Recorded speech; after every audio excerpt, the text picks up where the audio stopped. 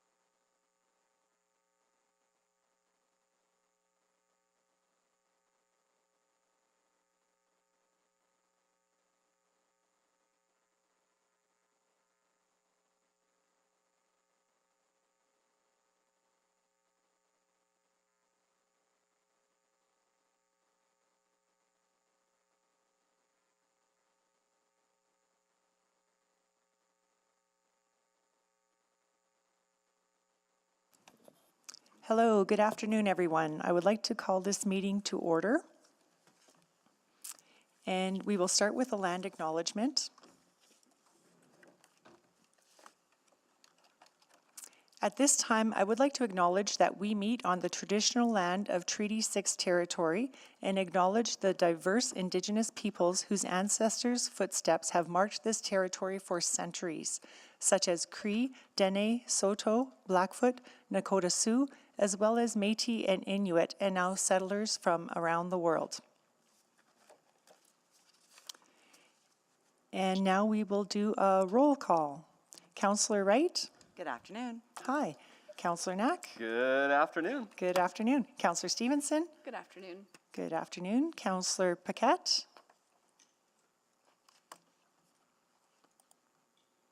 We'll come back.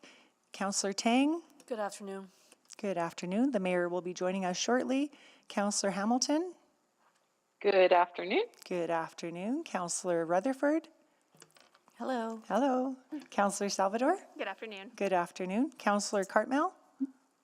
Good afternoon. Good afternoon. Councillor Rice? Good afternoon. Good afternoon. Councillor Jans? All right, and then I'll call for Councillor Paquette again. All right, maybe they'll be joining us. Oh, Councillor Jans, thank you. Good afternoon. All right, next we will go adoption of the agenda. Councillor Hamilton? Thank you. I'll move that the public hearing agenda for November 1st be adopted. Second. Thank you, Councillor Hamilton and Councillor Rice. Please vote.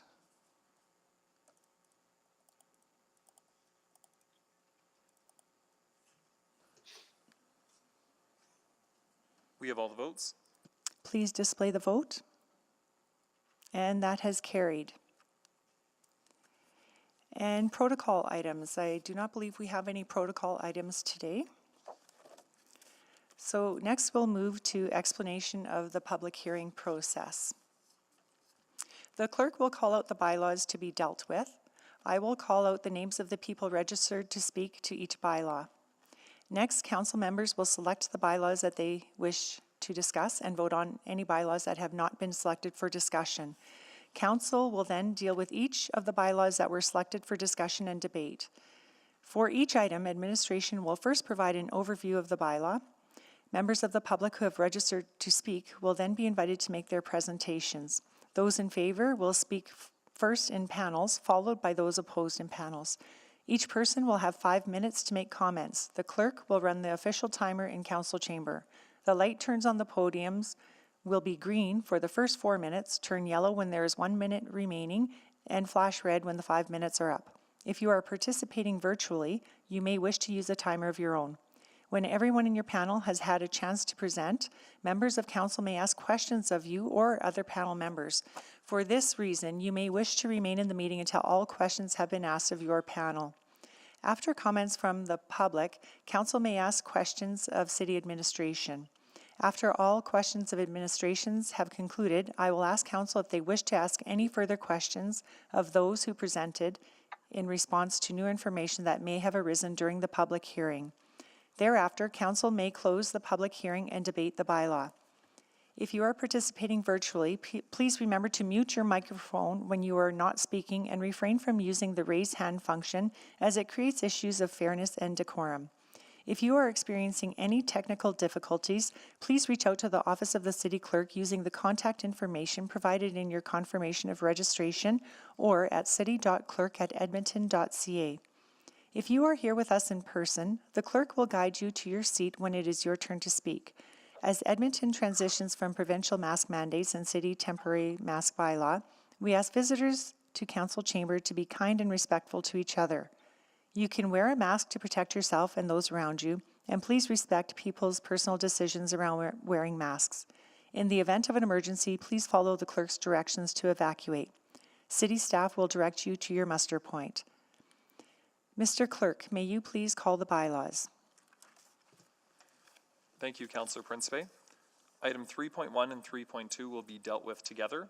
Is there anyone to speak to item 3.1, bylaw 20289, to close a portion of road right-of-way located north of 167th Avenue Northwest and east of 71st Street Northwest, Chauncey? Or item 3.2, charter bylaw 20313, to allow for low-intensity commercial, office, and service uses, Chauncey? Yes, in favor, we have Amy Stewart with Sheffer Andrew and Romeo Joel with Amric. Amy, are you here? Yeah. Hello. Hi. Hi. Welcome.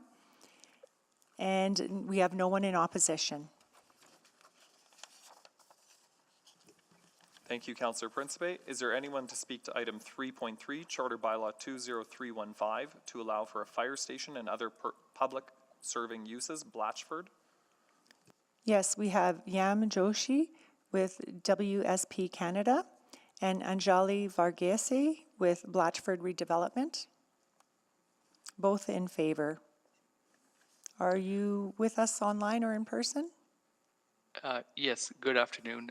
Just to answer questions only. Just to answer questions only. Thank you for confirming that. And we have no one opposed. I didn't hear the second speaker on the list, Anjali Varghese. Yes, sorry, it's Angeli here, and yes, I'm here to answer questions as well. Anjali, thank you. Thank you, Councillor Principe. Is there anyone to speak to item 3.4, charter bylaw 20314, to allow for low-density residential development, the orchards at Ellerslie? Yes, we have Rod Heinrichs with Stantec and Peter Tusakalis with Brookfield Properties in favor, and no one registered in opposition. Good afternoon. Good afternoon. Good afternoon.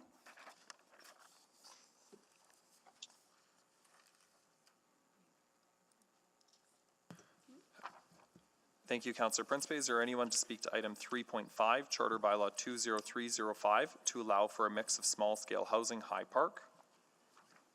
Yes, in favor, we have Allison Rosland with Situate Incorporated, Chelsea Jersak with Situate to answer questions only, and David Nagu with Swish Developments to answer questions only. Are you with us in person or online? I see Chelsea there. Hello. Yes, Allison, I'm here, and I only need to give my presentation if the item is selected for debate. Thank you for confirming that. And we have no one scheduled or registered in opposition. Thank you, Councillor Principe. Items 3.6 and 3.7 will be dealt with together. Is there anyone to speak to item 3.6, Bylaw 20308, Amendment to the Kennendale Industrial Area Structure Plan, or item 3.7, Charter Bylaw 20309, to allow for commercial uses, Kennendale Industrial? Yes, in favor, we have Kyle Whittew to answer questions only with Stantec, and Paul Kamerlock to answer questions only with 5607265 Manitoba Limited. Are you with us online? Yes, good afternoon. Good afternoon. Yeah. Good. Yes, it's Paul Kamerlock. I'm here online. Hello, welcome. Thank you, Councillor Principe. Items 3.8 and 3.9 will be dealt with together. Is there anyone to speak to item 3.8, Bylaw 20320, to close a portion of road right-of-way, Bergman, or item 3.9, Charter Bylaw 20321, to allow for institutional and community service uses, Bergman? Yes, in favor, we have Heather Chisholm with BNA Planning Group and Matthew Hammond with Crosspoint Church, both to answer questions only. Are you both with us online? Yes, good afternoon. Good afternoon. Yes, hello. Hello. Thank you, Councillor Principe. Is there anyone to speak to item 3.10, Charter Bylaw 20306, to allow for a mix of small-scale housing, Idlewild? Yes, we have Jeff Booth with Situate Incorporated. We have Chelsea Jersak with Situate to answer questions only, and Ryan Haynes with Haynes Homes to answer questions only. Chelsea, I know you were with us online. Jeff, are you there? Yes. Good afternoon. And I have a presentation to give, but only if the item's selected for debate. Thank you very much for letting us know. And Ryan Hayes, are you there? Haynes? He just sent me a message saying he'll be here in a minute. That sounds great. Thank you for letting us know. Thanks. Thank you, Councillor Principe. Items 3.11 and 3.12 will be dealt with together. Is there anyone to speak to item 3.11, Bylaw 20292, Amendment to the Clairview Town Centre Neighbourhood Area Structure Plan, or item 3.12, Charter Bylaw 20293, to allow for transit-oriented development in the form of medium-rise apartments, row housing, and commercial uses, Clairview Town Centre? Yes, we have Amy Stewart to answer questions only with Sheffer Andrew, and Jesse LaFrance to answer questions only with JL Developments. Amy, I know you're up there still. And Jesse, are you here? Hi, Jesse, welcome. Thank you, Councillor Principe. Items 3.13 and 3.14 will be dealt with together. Is there anyone to speak to item 3.13, Bylaw 20252, to amend the Potter Greens Neighbourhood Structure Plan, or item 3.14, Charter Bylaw 20253, to allow for a school, park site, and multi-unit housing, Potter Greens? Yes, in favor, we have Bladen Dibben with Select Engineering, Michaela Davis to answer questions only with Melcor, and Sue Keating to answer questions only with Melcor. Are you all with us here? Hi. And Sue later. Okay. Thank you for letting me know. Yeah, I'm here online. Thanks. Oh, okay, she's online. Thank you very much. And in opposition, we have William Tully, Mark Sir, Cheryl Sir, Kelly Cromwell with Lewis Estates Community League, Al Dunbar, the Fairways of Lewis Estates, Ahmad Balbaki, Ed Mall, and Ed Paul. So that was Ed? Ed Paul, Ed Mall. Ahmed? No. William, thank you.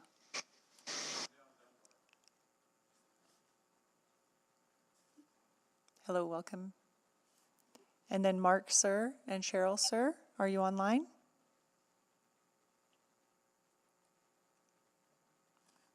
Kelly Cromwell? Yes, I'm here. Kelly, hello.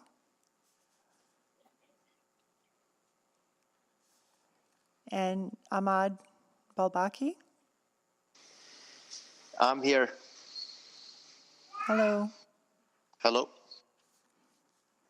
All right, and I'll just call again for Mark, sir, or Cheryl, sir. Are you here yet? Maybe they'll be joining us later.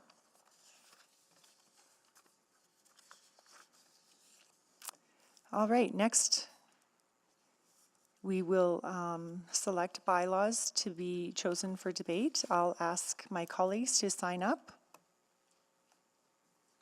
Councillor Knack. Thank you, Councillor Principe. I'll select items 313 and 314. Thank you, Councillor Knack. Would anyone else like to select items?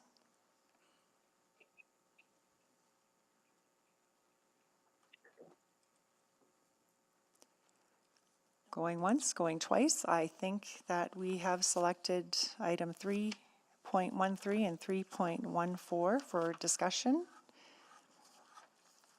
So next we will need to move closure of the other bylaws.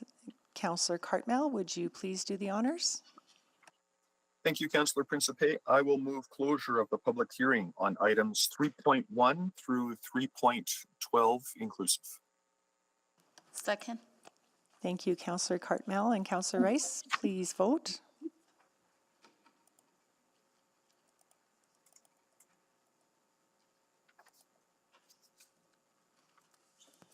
We have 11 votes.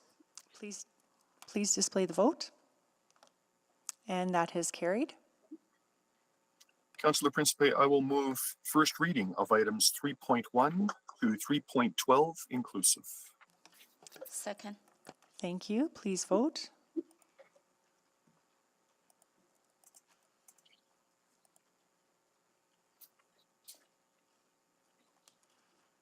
We have 11 votes. Please display the vote. And that has carried. Councillor Principe, I will move second reading of items 3.1 to 3.12 inclusive. Second. Thank you. Please vote.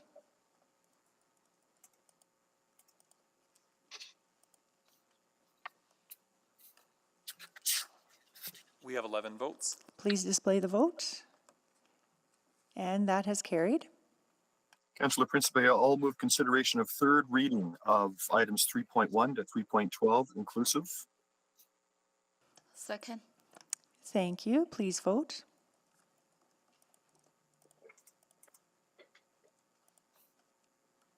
We have 11 votes. Please display the vote. And that has carried. Councillor Principe, I will move third and final reading of bylaw 20289, Charter bylaw 20313, Charter bylaw 20315, Charter bylaw 20314, Charter bylaw 20305, bylaw 20308, Charter bylaw 20309, bylaw 20320, Charter bylaw 20321, Charter bylaw 20306, bylaw 20292, and Charter bylaw 20293. Second. Thank you. Please vote. I am a yes, Madam Clerk. Councillor Paquette.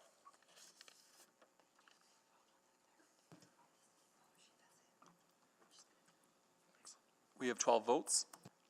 Thank you. Please display the vote. And that has carried.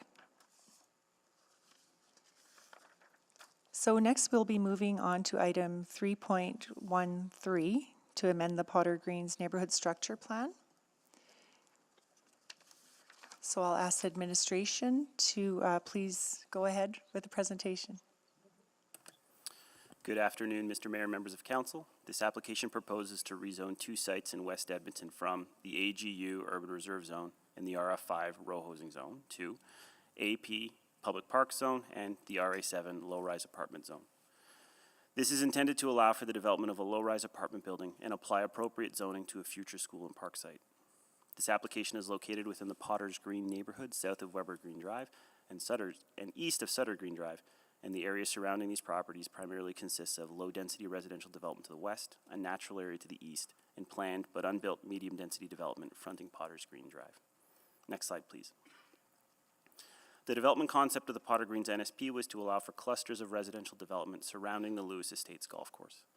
The northeastern cluster was intended for medium-density housing so that this density was closer to the transit and surrounding arterial roads while minimizing impacts to the golf course.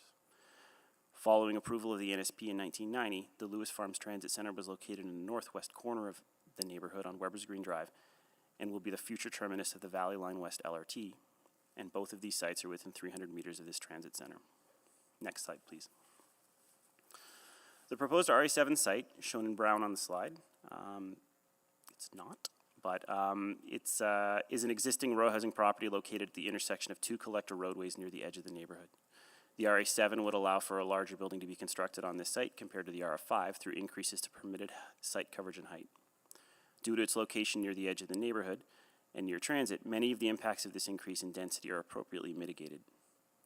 The most impacted properties from this proposed change would be the single detached houses located to the west. However, the collector roadway between them creates a separation of over 20 meters between this site and the existing homes. While the application will allow for taller buildings to be constructed on-site, it is important to note that the NSP currently identifies this property as medium-density residential townhomes and specifically identifies the RF6 zone as appropriate. The RF6 has the same maximum height as the RA7 at 16 meters, which further supports the proposed change in zoning. While the proposed RA7 conforms to the general intent of the NSP by locating medium-density development in this area, the increased density proposed requires an amendment to the plan to redesignate the site for low-rise apartments. As part of this amendment, the school site to the north will also be rezoned from the AP zone to align with the NSP. Next slide, please.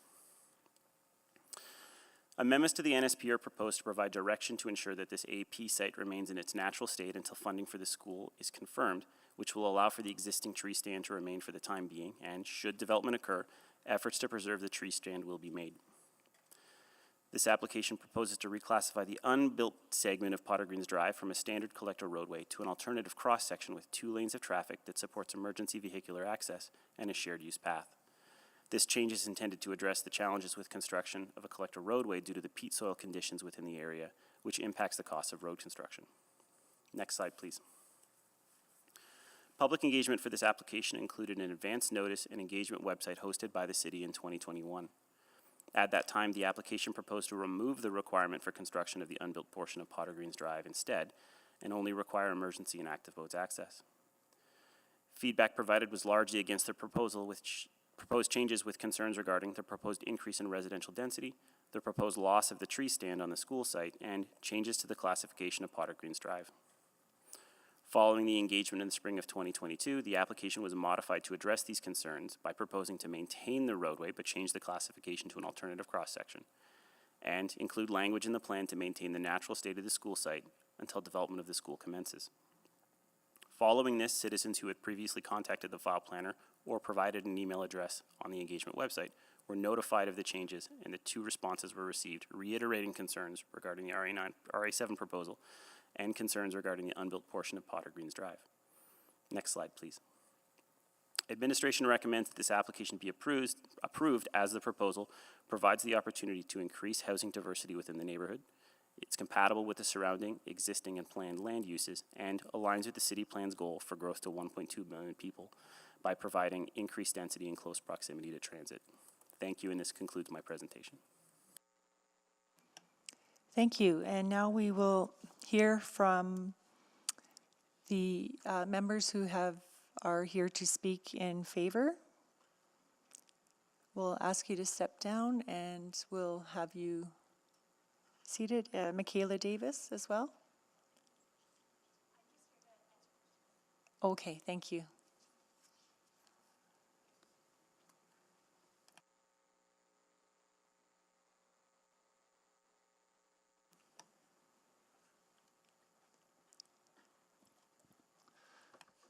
Hello, councillors. Thank you for this opportunity to speak on behalf of Melcor and Select Engineering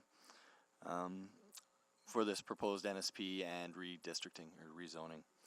I'm here with Michaela Davis from Melcor Developments, who's available to answer questions, as well as Sue Keating, who's online.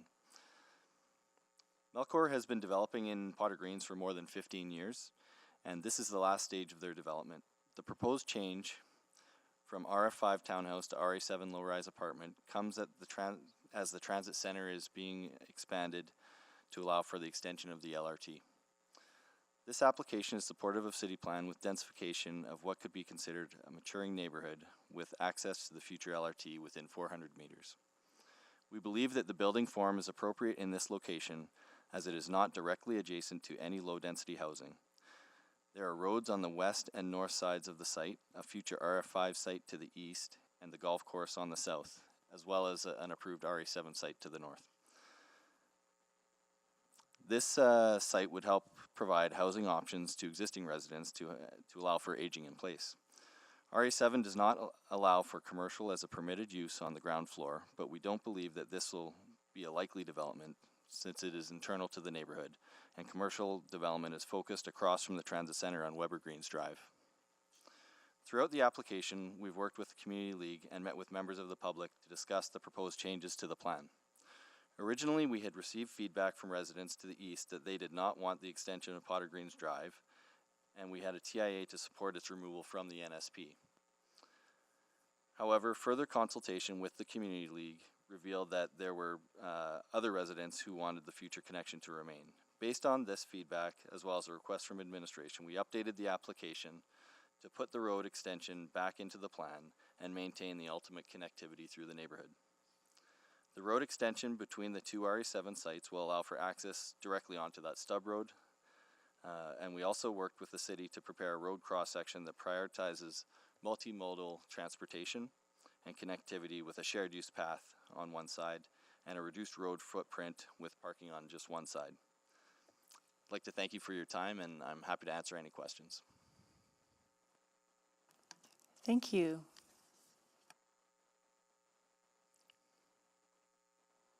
I see Councillor Knack signed up to ask questions. Go ahead, Councillor Knack. Yeah, thank you, Councillor Principe, and thanks for the presentation.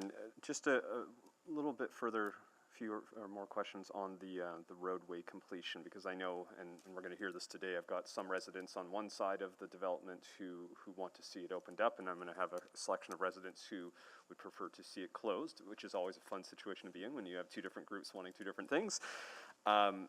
So I guess from your perspective, what was your thinking behind why you originally, besides, so you talked a bit about some resident feedback was that not to have it completed. What was the other rationale for you as the developer that you didn't want to complete that roadway? The roadway extension is not required for the two RA7 sites, or the proposed site and the existing one. There are difficult soils in the area, so high level of organics and peat that need to be removed and replaced with other soils that can be compacted, which makes it more expensive road to create. Okay. And then ultimately the traffic needs weren't there to support the road connection through. So it was proposed to us as the applicants to remove that road, and thought, well, this might be a good idea. If it's a neighborhood that's been developing for 15 years without a roadway in that location, and operating at a good level of service. So that was the reasoning why we originally proposed that. And because what we're going to hear from some of the upcoming presenters, there's going to be some conversation about future sites and just the overall land and plan for that area. Are those soil conditions, from what you're aware of, sort of applied not just where the road would be built, but in terms of, I mean, the site that you're proposing, the site immediately to the east that's owned by the city, your other sites just across the roadway, is that sort of similar in all cases there? Yes, in general, this area has had some difficult road or soil conditions. The soil conditions on the site itself have already been somewhat remediated, but yeah, they are characteristic of that area. And, I want to just ask a little bit more about the commercial piece. So you'd stated that the RA7 zone does allow for commercial, but the suggestion would be, and now you're not the one that would potentially be building it, you'd be looking to sell the site to someone else. Have you had any conversations with potential builders? What have you heard from potential people who are looking to buy the site around the idea of doing commercial there? Because I know that's been, again, differing perspectives. Some who like the idea of maybe having something more local close by without having to go all the way across, whereas others want to sort of keep it fairly quiet and low traffic. So can you share a little bit about what you've heard, if anything?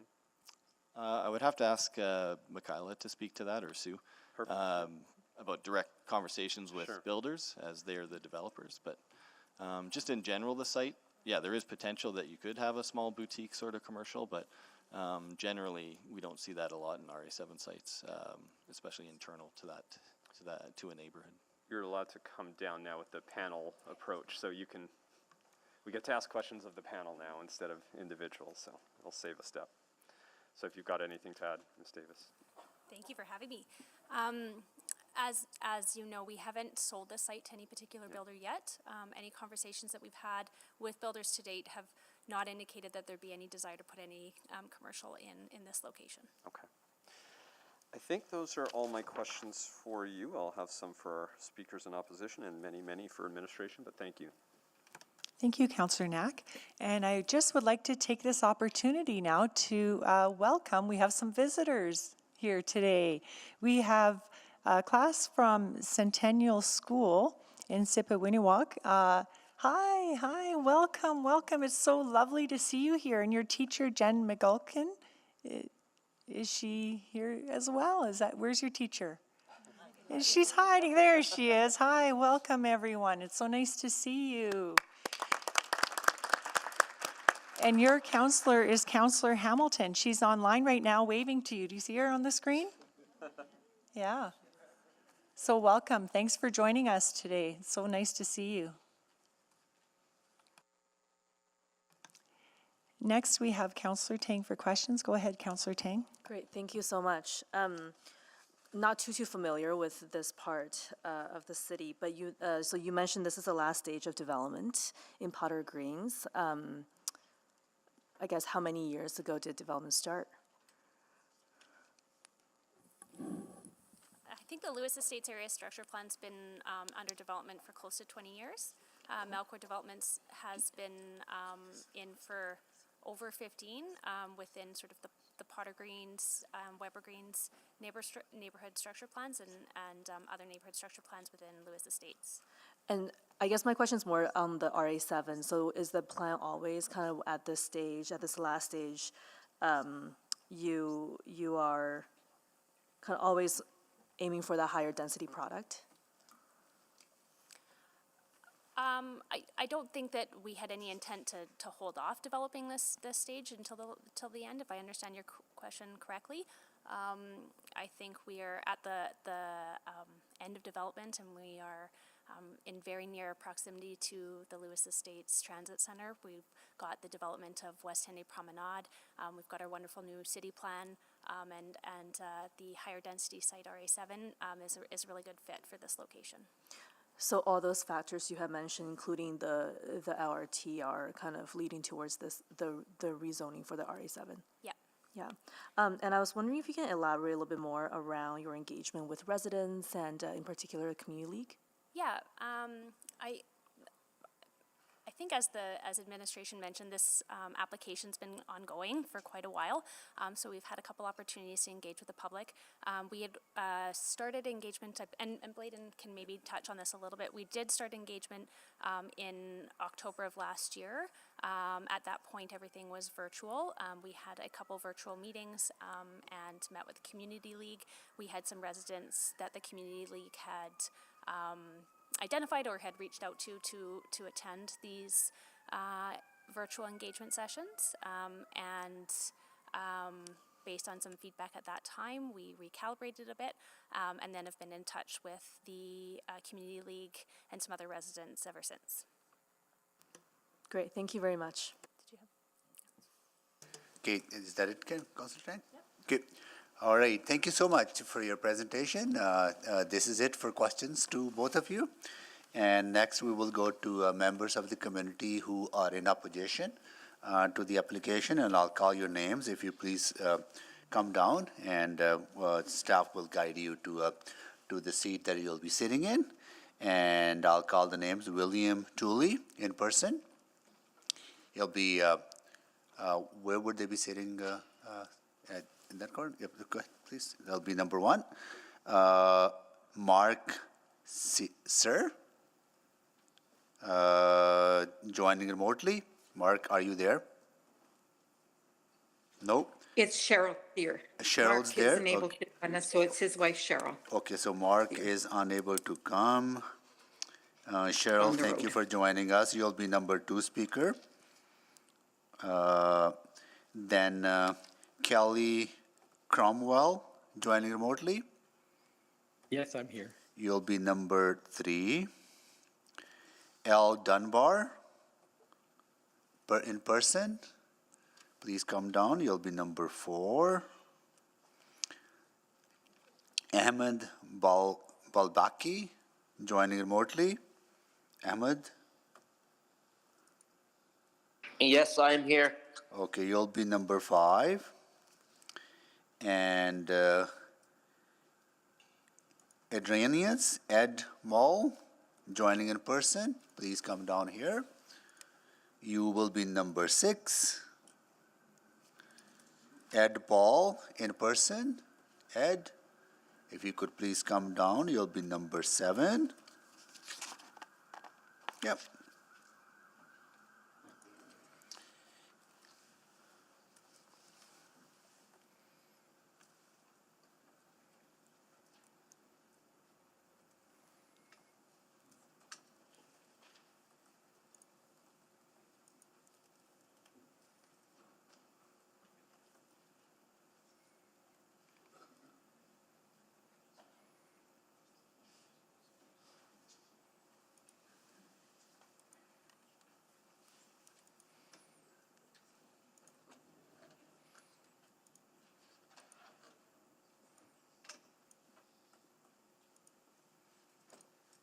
All right, so each of you will have 5 minutes to make your presentation. And those who are present in the chamber, the green light will give you indication that your 4 minutes are over, and then yellow and red means your 5 minutes are up. Please go ahead, and we'll start with William Tooley. Thank you. Next slide, please. I retired to Lewis Estates in 2017 and had done my due diligence before buying my home after seeing the vacant lot at the end of the street. It was zoned for townhomes, and that was perfect until Melcor decided to sell the lot and rezone. That's not what I bought into. The rezoning was done through the COVID protocols, and I felt, as many of my neighbors did, that we were not able to get information about the rezoning easily. We did not have any face-to-face interaction with the proponents, and we felt that our voices were not heard by Melcor or the city. I think that many of the residents were not savvy with the new system, so were not heard at all. Next slide, please. So as I understand it, Melcor is simply selling the property, not developing it. And we have no idea what it will look like. What kind of property?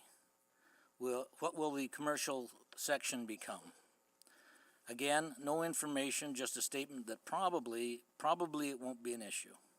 So we don't know the kind of building or the type of business, but Melcor and the city have satisfied themselves that the traffic will be okay, based on questionable data, in my opinion, and I don't believe that's good enough. People living nearby have concerns and no definite answers. Next slide, please.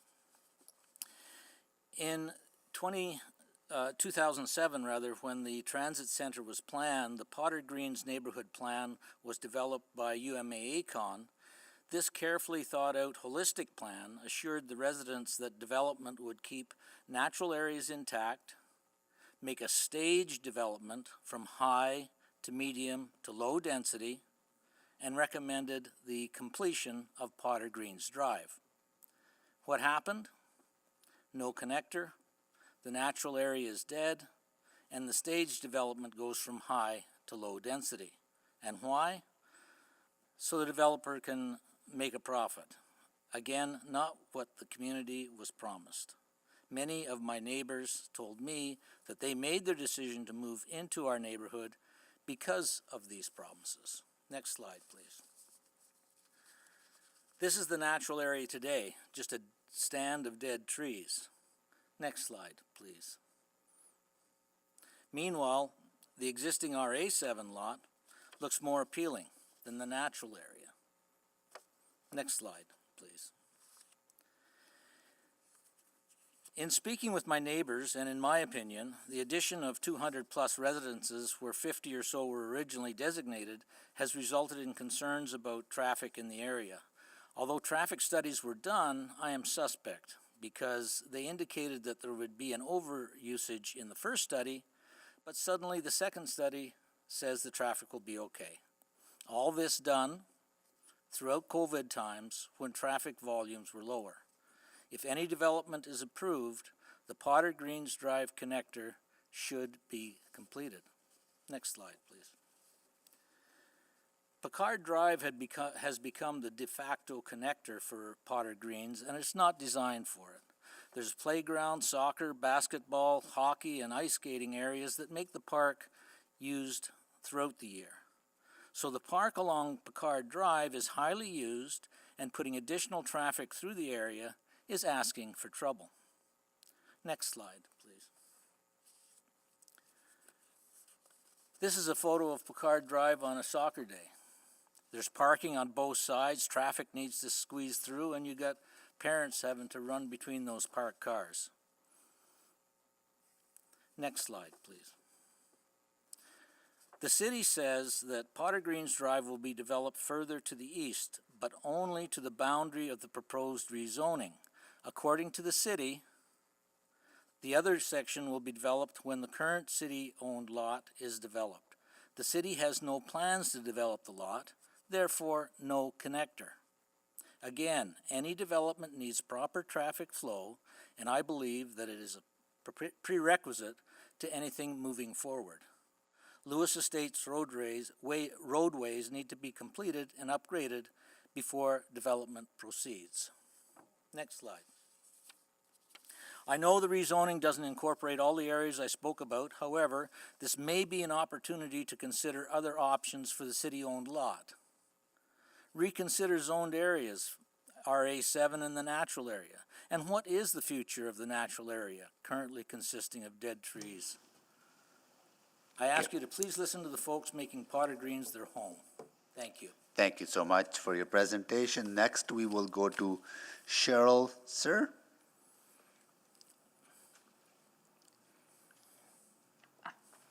Hello, my name is Cheryl Sear, and I, along with my husband Mark, recently purchased our home along Picard Drive, just across the street from the area with the proposed zone changes. We did our due diligence prior to choosing to purchase this home and thought that we understood what to expect across the street from us, so you can imagine our surprise and disappointment at finding ourselves in the position we are in now, facing the possibility of a large structure directly across the street from us. We feel betrayed with the changing of the goalposts. I ask you, how can anyone make an informed decision when purchasing a home? Is there a better way than what we have done it? The decisions that are made by city can have the detrimental effects on citizens. I'm not sure what else people can do to get accurate information. The original plans suggested townhouses, homes, row housing, which are in line with the city's step-up approach to transit centers. Why did this change? The effects to us are significant. We will be affected by decreasing property values, increasing noise and traffic, decreasing our privacy, and an increase in criminal activity. My security cameras have captured someone already trying to enter our vehicle parked on our front pad. These criminals wear hoods or face covers and are rarely, if ever, identified, caught, and prosecuted. With increased density, increased crime. Also, safety is a very large concern. Currently, traffic is fairly steady on Picard Road, which has a playground and 2 golf cart crossings. One of those crossings border our backyard. We frequently witness situations of screeching tires, either by vehicles noticing the golf carts at the last second, or the golf carts noticing the cars at the last second. The corner is blind, so there is no view of oncoming vehicles until the last second, so presents a large hazard. The increase in traffic that comes with large increases in density would compound this issue, bottleneck this road further at these crossings, as well as the 30-kilometer-an-hour playground zone. I would also expect parking along the street to be affected. Parking is limited, and during an event this summer at the park 2.5 blocks away, vehicles were parked on both sides the entire length of Picard Drive, restricting passage in both directions. With increased density, this could become a daily event. It is imperative that the extension of Potter Greens Road be constructed as per the original plan. We ask that the City of Edmonton consider these concerns and hold firm with the original zoning and road construction that so many people have built their homes and lives around. Thank you. Thank you so much for joining us. Next, we will go to Kelly Cromwell. Good afternoon. My name is Kelly Cromwell, and I'm the president of the Lewis Estates Community League. I've lived in Lewis Estates since the early 2000s, and I've led discussions on this proposal since February of 2021. Now, I can appreciate the difficult financial deliberations this council faces in the months ahead, and I understand the importance that the proximity to transit of Potter Greens has on the other side of that equation. However, the proposed amendments in their current form represent a short-sighted scenario that will miss some major opportunities as it heads down the path of creating a worst-case scenario. There are a few items I'd like to call your attention to in the hope of facilitating a well-managed transition for Potter Greens that both serve the goals of administration while maintaining the charm of this original West Henday neighborhood. First, and most importantly, is the impact the pandemic had on the public engagement process. So public health orders dictated that the entire public engagement process had to be conducted online using the Engage Edmonton platform. Even now, the engagement portal still has dated information that doesn't communicate amendments that have occurred during and after the process. Nearly 2 years after the original application, the Community League is still hearing from concerned residents that had no idea this process was underway. Given that 53% of Potter Greens residents are over the age of 50, it's extremely likely that the online-only process didn't capture feedback adequately. Second, 2 of these 3 amendments contradict each other in their current form, and they could introduce future complications in the community's transition. According to the Transportation Review, the proposed amendments stand to push the road network near and in some areas beyond capacity while simultaneously restricting the size of the collector road originally planned to accommodate it. Not to mention the size restriction will ultimately amplify the concerns and future problems anticipated as a result of the open parking policy. This brings me to my third red flag, which is the accuracy of the transportation reviews. Yes, plural. The first transportation review used historical data on account of the disruption of traffic flow due to COVID-19. Its scope was limited, and the purpose was to determine if the unbuilt collector road was even required or if the developer could avoid unnecessary costs. It failed to consider the future impact of traffic congestion on the surrounding arterial roads or on Picard Drive, where congestion was to be shifted. After meeting with our committee, a second transportation review was conducted to correct those oversights. However, it occurred during the height of the Omicron outbreak. So the second transportation review incorporates the issues warned about in the first. So the community still has concerns that 24-hour counts conducted while regular traffic flows were being disrupted actually provide an accurate count of existing traffic or its estimates on future traffic patterns. So given that traffic congestion is the #1 concern of residents, it would be prudent to ensure accurate and comprehensive traffic counts during regular traffic flows to better estimate how the collector and surrounding arterial roadways will be impacted as Potter Greens nearly doubles its density in the next few years. The fourth red flag I want to raise is that these proposed bylaws will ultimately result in more strain on city resources sooner rather than later. Back in the mid-2000s, the city changed policy to make developers responsible for twinning arterial roads. Well, Lewis Estates predates that policy change and is still plagued by it. The increase in density in Potter Greens will push Suter Greens Drive over capacity sooner than expected.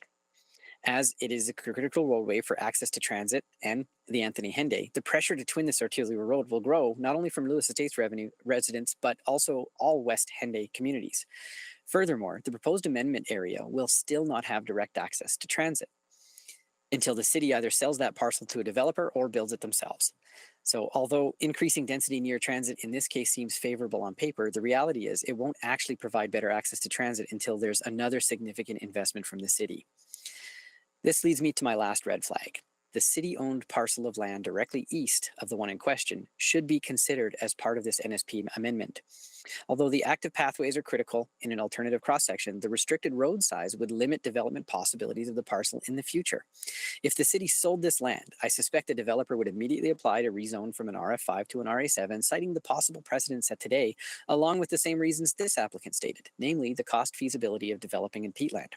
So while the community engages in another lengthy consultation process to determine that the collector road can handle the additional traffic load, residents in Potter Greens will still lack an active connection to transit, and I strongly suspect the undeveloped area would continue to see an increase in criminal activity like the ones we're witnessing in the form of vandalism, drug trafficking, and homeless encampments. Now, on the other hand, the developing this area into a green space or other cost-effective public amenity by the city, like a dog park, would alleviate some of the density and traffic concerns. It would buy the city some time in addressing the twinning of Suter Greens, while completing the collector road, completing the connection to transit, all while addressing the issues occurring on the undeveloped land. This may provide a sensible compromise to all parties, especially the city. So you see, the city-owned parcel will have a significant impact on the future of Potter Greens and should be considered as part of this NSP. With that, I'm happy to field any questions. Thank you for your time. Thank you so much. Next, we will go to Al Dunbar in person. Thank you for the opportunity to speak on this issue. I came much less prepared than the people that preceded me, but I agree with much of what they've said. So I can leave that part out of my presentation. We moved to Potter Greens in 2019, so newcomers, and we're in the fairways of Lewis Estates condo development, which is just adjacent to and immediately south of the as yet undeveloped and unowned RF5 plot that is not subject to this hearing. We had heard from real estate people that, well, they're planning on putting the road through, and we thought that would be nice, so it would give us more easy access to 87th Avenue if we wanted to go that way into town, than going all the way back down to the White Mud through on Potter Greens Drive.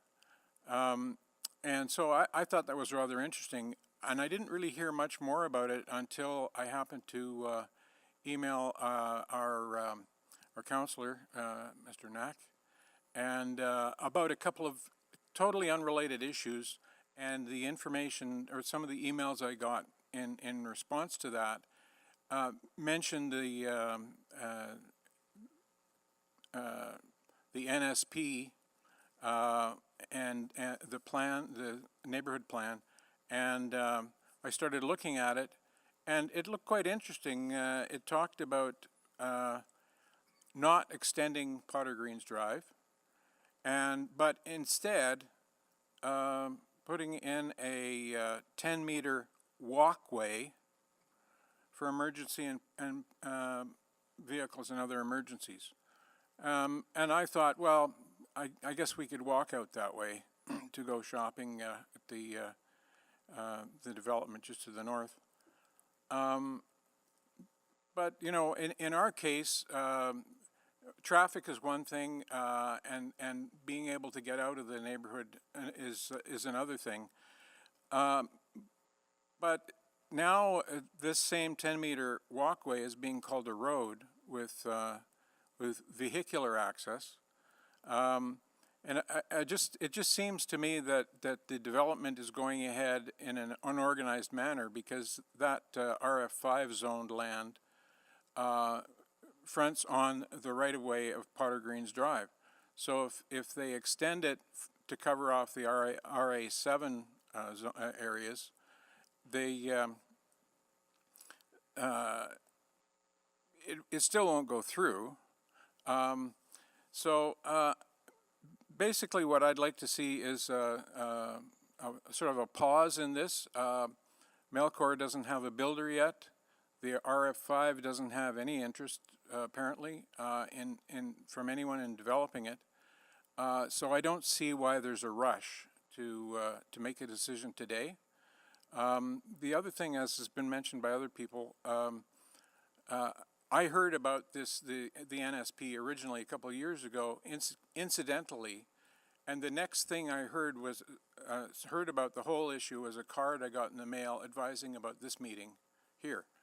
Now, I guess you could fault me for not phoning City Hall all the time to ask what's happening, or not following what's going on in the newspaper. I don't know if I missed anything. I didn't see anything about consultation of the public.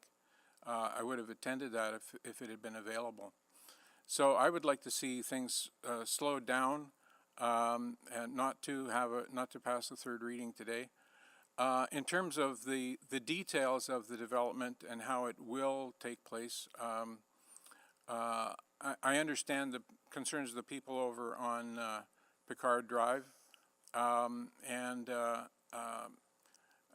as Councillor Knack pointed out in his remarks earlier, we have different opinions, but you know we have to somehow figure out how we're going to cooperate with each other. So there'll be some give and take, I suppose. Anyway, that's basically all I had to say. Thank you. Thank you so much for joining us. Next, we will go to Ahmed Balbaki, joining us remotely. Yes, good afternoon, ladies and gentlemen. My name is Ahmed Balbaki. Hear me fine? You guys hear me fine? Yes, we can hear you. Go ahead. Yes, this is Ahmed Balbaki, and I am a current resident at 1504 Palmer Close, the corner lot across the proposed rezoning. I built this home back in 2005, plan number 022676, and block number 22, lot number 9. When we made this life-changing investment in building in this area, we considered many things. The builder at that time showed us a map as well as zoning and for future rezoning of this neighborhood. We made our decision based on that information. The blueprints and maps that I have from the developer as well as from the builder clearly shows all the zoning that was already passed by the city, which I am sure the city spent a lot of time and effort, and not to mention money, coming up with those plans. I would love to share with you my family's experience living in this neighborhood. Since 2005, all our neighbors are friendly and very respectful. Ever since the completion of the Ethany Henday, commuters traveling on the White Mud heading westbound lost the option of exiting on 87th Ave. So the only way for them to be able to get on 87th Ave is now for them to go through Lewis Estates, which is right in front of my home. I have noticed a great deal of traffic due to the high volume. I have witnessed 2 fatalities of pedestrians crossing the road and many accidents. I strongly believe if you were to allow this rezoning to go through, it would create a higher volume of traffic and increase the risk of pedestrian injuries and accidents. We built our home in 2005. We chose a corner lot for privacy reasons. The city and the developer imposed many windows on the side of the street. My wife is veiled for religious reasons, and in our private space, she gets to have the comfort of uncovering. And if this project goes through, she is going to have to live in our house with all the curtains closed at all times. Because of the height of the apartment, they will be able to see directly into my home and into my backyard. I would like to make one comment about the Melcor not knowing about the soil condition. They have known from day one because the builder has told us that from day one. I would like to also show you, not sure, I'm not really, okay. Not sure if you could see. This is the area, the proposed area they want to zone. Right here. And if you could see, this is my home. This is where they want to put this building. This is my home. This is all our neighbors around here.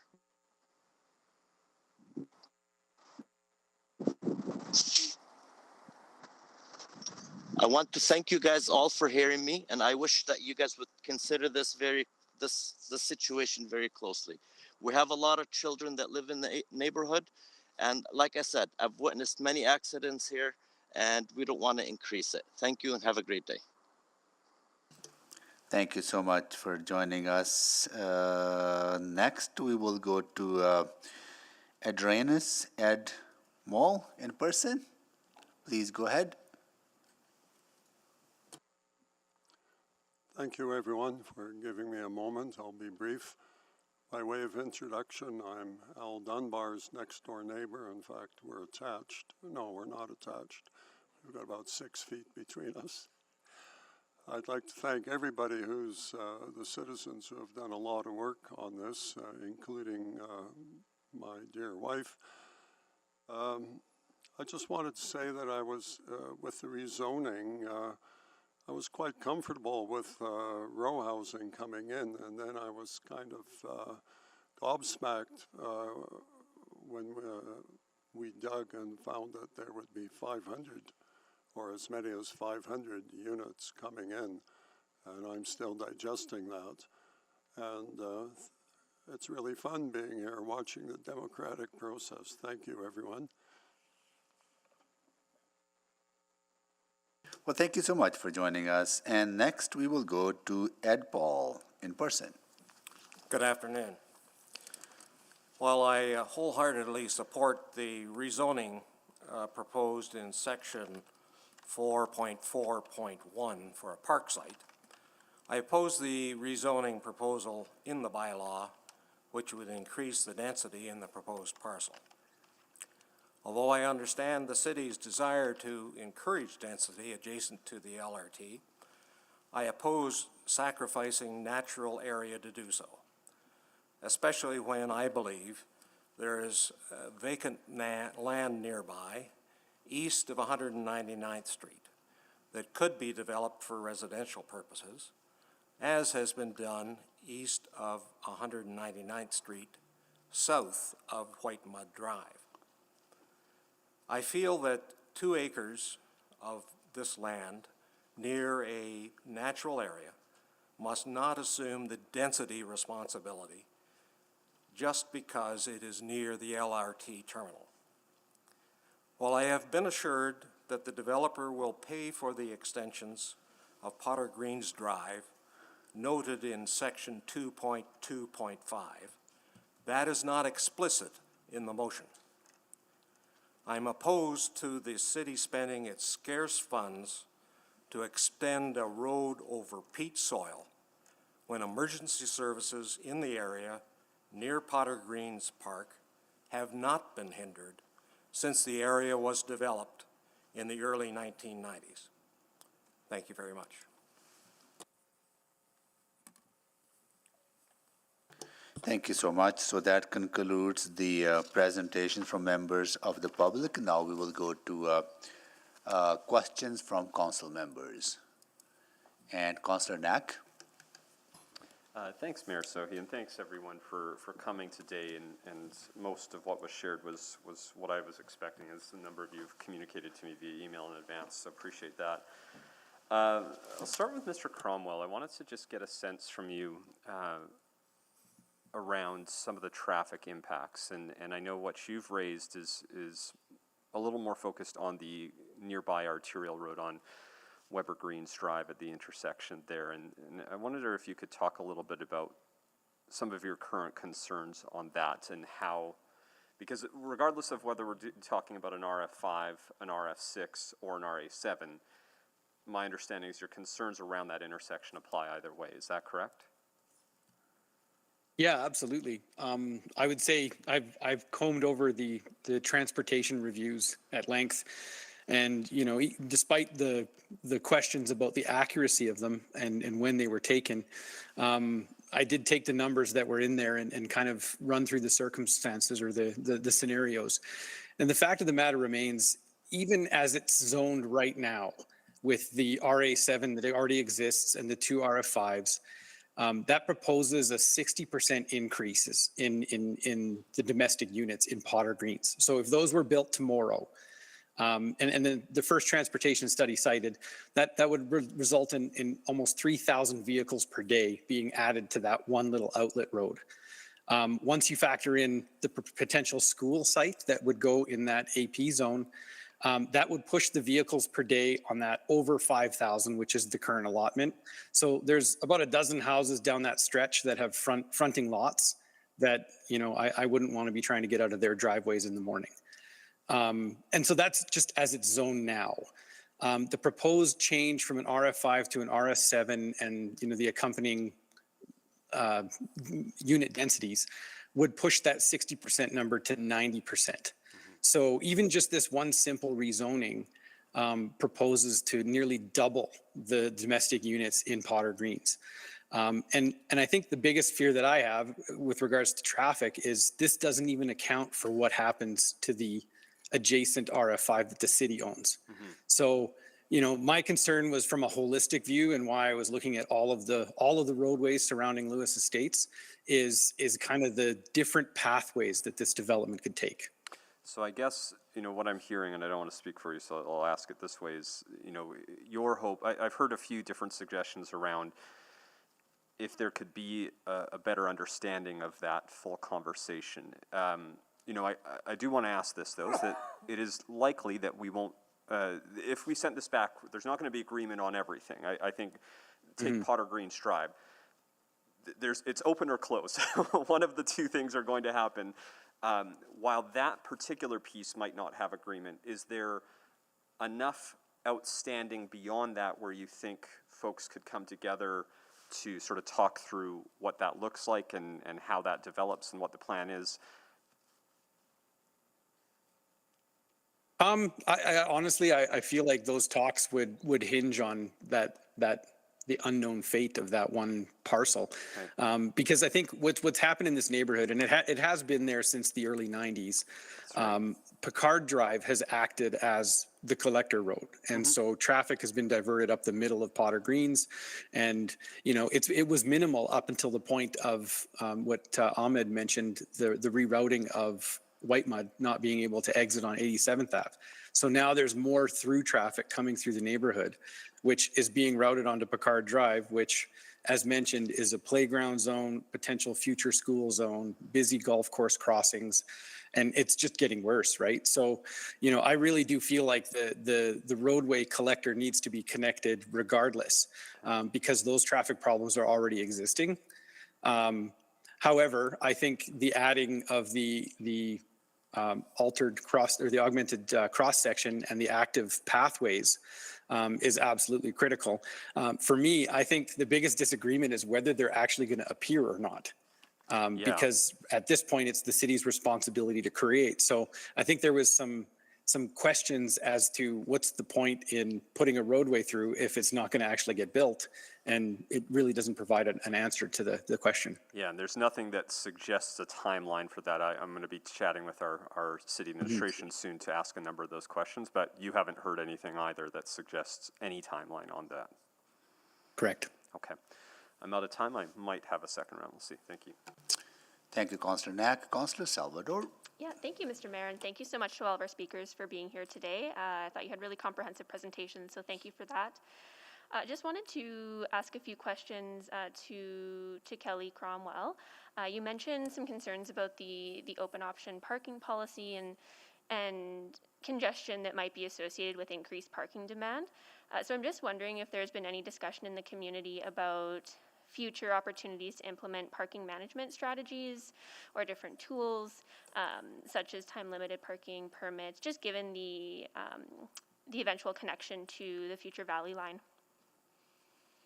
Yeah, no, absolutely. That's going to be on our list. As you know, we're a volunteer organization, and currently we have our traffic hands full talking about managing traffic around a couple of really busy schools, and possibly a third one. But absolutely, we would discuss that kind of thing. I know it was mentioned when we brought forth the traffic concerns that, during the development permit process, ensuring that the buildings or the developments had adequate parking was part of the strategy. But again, as great as Melcor has been as a community department or partner, we know that their ultimate plans are to sell this. So we have no conversations with builders. We have, there's no future plans that we can start anticipating. So we bring up all those issues in the zoning part. Right, yeah, no, thank you for that. And I think with open option parking, obviously that allows for greater flexibility. And at the same time, I think pairing that with our curbside management strategy, there's a lot of opportunity there. So I'm happy that that's on your radar. I also wanted to ask, maybe I'll go to Cheryl. Is Cheryl still online?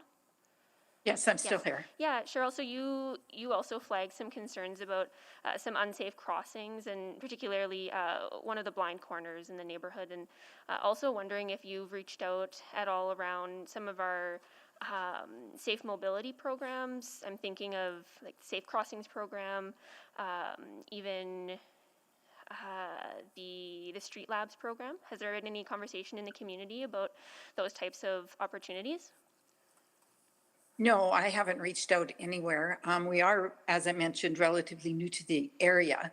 So we've just getting to know the area ourselves and learning. Just over the past summer is when this issue really presented itself, when we really noticed it. So no, I haven't reached out anywhere. Okay. That might be, I just know in my ward it's been really successful in instances where neighbors who are, on the ground, who know where those pinch points are and know where those challenges are. It's an opportunity to sort of get a rather quick and flexible solution into the neighborhood. So I'll stop there, but I really appreciate the perspective shared today. Thanks so much. Thank you. Thank you, Councillor Salvador. Councillor Tang. Thank you very much for everyone who took your time out of the day to come forward and share your perspective.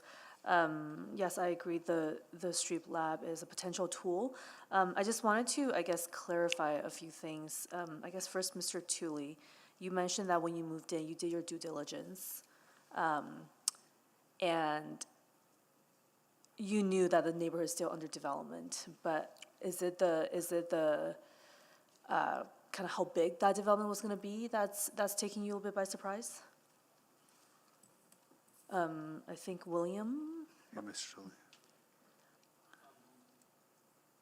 Tully, sorry. So when I moved there in 2017, it was supposed to be townhomes, okay?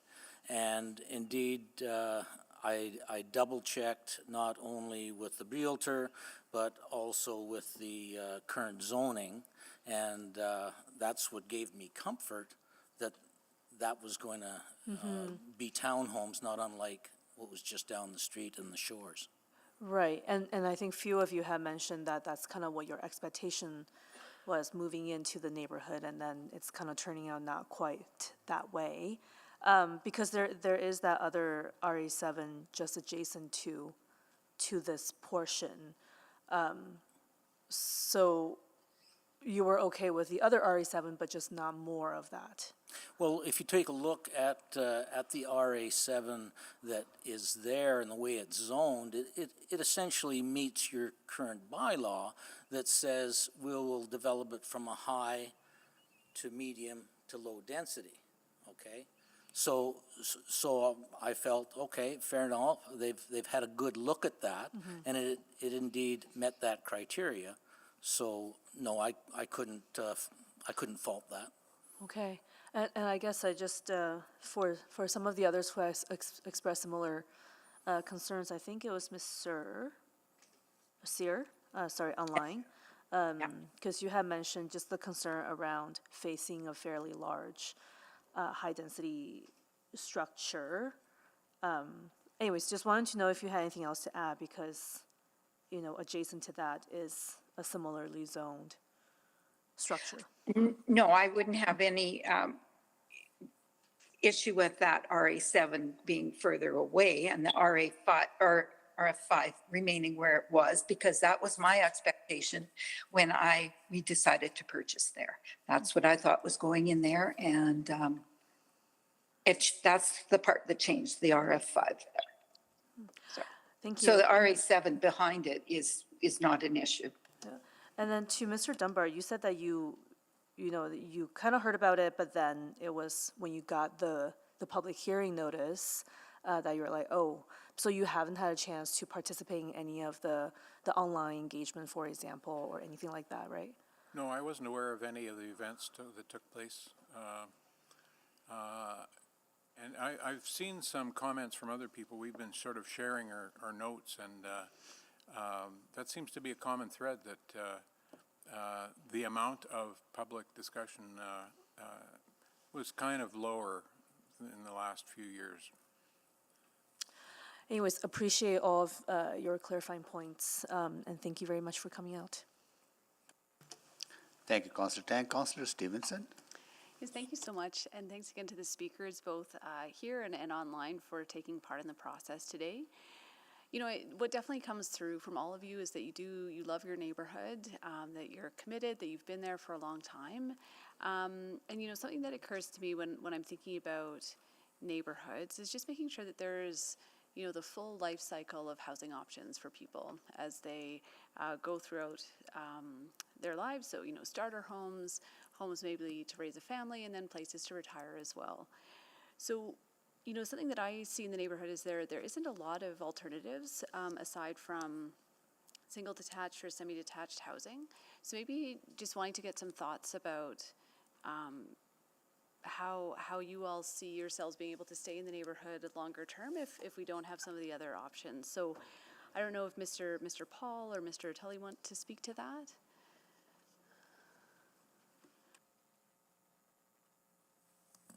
And just, thoughts on maybe some of the availability of different housing choices to be able to stay in the neighborhood longer term. Yeah, I won't say I'm stuck anywhere. I mean, this is a great country, and you can move around, but it depends to a large degree when you bought and when you're going to be able to sell. And I think I bought it as I do normally, at a high, and sell low. So I'm real good at that, and I don't have a lot of that left in me, to be honest. So I think we're kind of stuck where we are, and that's the frustrating part, because my wife and I took some time to figure out where we wanted to be, and it's a great neighborhood. We have great neighbors, and the Shores, which is just down the road from us, was the example of what was going to be across the street, and we were quite pleased with that. So this came as quite a shock, and as my wife says, it was a kick in the guts. So she was really hurt. And I can appreciate that. I think it is always a surprise when things change and when they change unexpectedly. And I totally understand how that can be a challenge. I see that Mr. Cromwell, you raised your hand. Yes, I would like to answer your question. As I said, I've lived in Lewis Estates since the early 2000s. About 15 years ago, I convinced my grandparents to move into the Shores, which is the townhome unit directly across from Potter Greens Park. And about a month ago, my grandfather, now in his 90s, we just moved him into the Lewis Estates Retirement Center just up Weber Greens Drive. So although we are talking about Potter Greens neighborhood, Lewis Estates is a super league made up of 6 different neighborhoods. And so if you look at the diversity in housing across all 6 of those, there does exist some. I'd also like to point out, in terms of high density options, directly across Weber Greens Drive from the transit center is already an RA9 zoned, just next to the commercial. So that diversity does exist within Lewis Estates borders. Yeah, and I think again, RA7, we are talking about low rise, medium density, and I think as you've highlighted, having that diversity of choices is really important for communities. I know my parents lived in a neighborhood their whole lives and then had no option but to move out when they wanted to downsize, sort of before retirement or before a retirement home. But appreciate the reflections, and thanks again to all the speakers for coming out today. Thank you, Councillor Stevenson. So that concludes the questions from council members to members of the community. Thank you so much for joining us, both in person as well as virtually. Now we will go to our administration for questions from council. Councillor Nag. Thanks, Mayor Sohi, and apologies in advance. I'll have a lot of rounds of questions most likely. Oh, no, no problem, of course. Because I want to make sure I cover what everyone has raised. So before you do that, I'll ask everyone to please step back from your chairs, and if you could join in the chamber, really appreciate that. Good. I'll start your time again, Councillor. Sure, thank you. Mr. Pollock, I have a lot of questions, and team, everyone who wants to do this. First, just to clarify around the timing piece, Potter Green's neighborhood structure plan has been in place since 1990, so 32 years. That's correct. Yeah, just because I know there was a bit of conversation related to that. So I'm going to cover a couple of different sections here because I think there's some things that are more contentious than others. There was originally some feedback I received around the AG to the public park site, and I think there was some assumption that that would actually result in a more likely removal of that tree stand. The report's quite clear, but I just want to make sure I ask it again here, which is that by actually changing that specific zone, we have a greater opportunity to preserve that tree stand, because as of now, the school boards have not expressed any interest in building on that site. Their capital plans don't even talk about that location. That's correct. I'll also add that our typical practice when we take on sites of this nature is to have them cleared to prepare for a school to come online. And in this case, we're taking the actions to make sure not to do that so we can preserve those trees. And so that's going to be written into it, so it provides, again, there is still the possibility that one day a school board could look to develop on that site, but there has been no conversation. I've talked to the trustees, the public and Catholic have not. They have a lot of other schools west of the Henday that they are looking for, that this isn't even on their radar. Is that your sort of understanding too? I have the same understanding, yes. So if there was ever that potential, we would likely, I mean, from what I understand, literally be talking decades before that could happen. And in the meantime, I know you might not say that, but just based off how quick they're being funded and what's actually being talked about, it's, so in the meantime, that actually preserves that site in a way that you couldn't necessarily guarantee right now under the existing approach. That's correct. And we've also, I'll also highlight, we've added policy statements in there so that should a school come along and approach us to develop that site for the future, that we would work with the boards to make sure that we can preserve at least some form of the trees that are existing on site to be able to create a more appropriate transition. Okay, good. So that one, like I said, was probably a little less contentious, but I think there's a better understanding of that through the report. The other question I want to ask before I get into all of the traffic conversations, and Mr. Said, you and I will have a long chat soon enough, but on the planning here for this RA7 site, I think part of the challenge, we talked about the history of the plan, it was back in 2001 that this site in question was designated for row housing that could be either RF5 or RF6, correct? Correct. And I think that's where some of the disconnect is, because I think there's sort of a feeling that because it's been RF5 that the RF6 never really entered a lot of the equation with residents, and yet this site, before any of these homes were developed, could have potentially been RF6. That's correct? Correct. So in your report, you made a comparison between RF6 and RA7 as well as the RF5, because RF6 is something that could be done without a requirement to change the plan today. Mm-hmm. Is that right? Yes. Okay. And so and I know that's going to be frustrating for some, but when it comes to impact, part of what I want to understand, and I think you've shown it in the chart, but maybe just to dig into it specifically, RF6 and RA7 can be the exact same height. They are identified for the same maximum height in the zoning bylaw. Correct, and just maybe to help frame this discussion, if we're going to go through this, we could get clerks to put up, I believe, slide 3 from administration's presentation. That would be helpful, because I know that that's a concern for some of the residents, particularly on the Picard Drive side. Yeah. The other piece, though, is then how far back that building has to be set. So my understanding is the RF6 zone, which could be built to the same height, actually could be closer to Picard Drive than the RA7 zoning. Is that correct? That's correct. I'll also highlight, though, and we alluded this to the report, that separation of the setback is also in addition to what Picard Drive is, which is about a 20-meter right-of-way, which then provides a greater separation, like we're talking around probably 25-plus meters between a potential building, be it RF6 or RA7. Sure. No, I understand that, but I also understand those concerns about that type of change. And so this zoning, if it went through separate from the traffic conversation, which we're going to have in the whole build-out of that, the physical built form would actually be further away from probably the residents who I think would be most concerned about being impacted. That's correct, and also highlight that those setbacks are not just to provide separation, it also provides us an opportunity to appropriately landscape to try to mitigate some of that potential impact as well.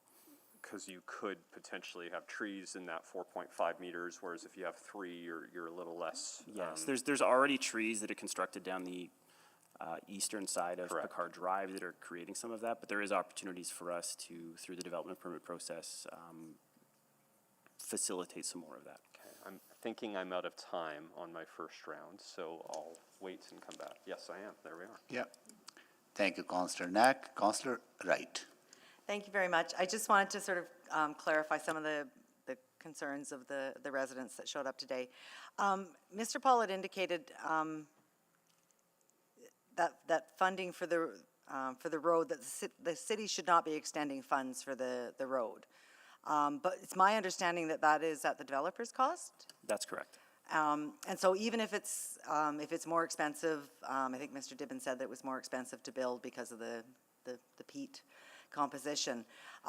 It doesn't matter whether it's Melcor that owns it or anybody else, they are still required to build it to city standards. You'll be inspected to make sure we don't get those roller coaster roads that we sometimes get in Millwoods. Okay. Okay, thank you very much. And so the number of units per hectare, I think it was Mr. Mole talked about it being up to 500 units.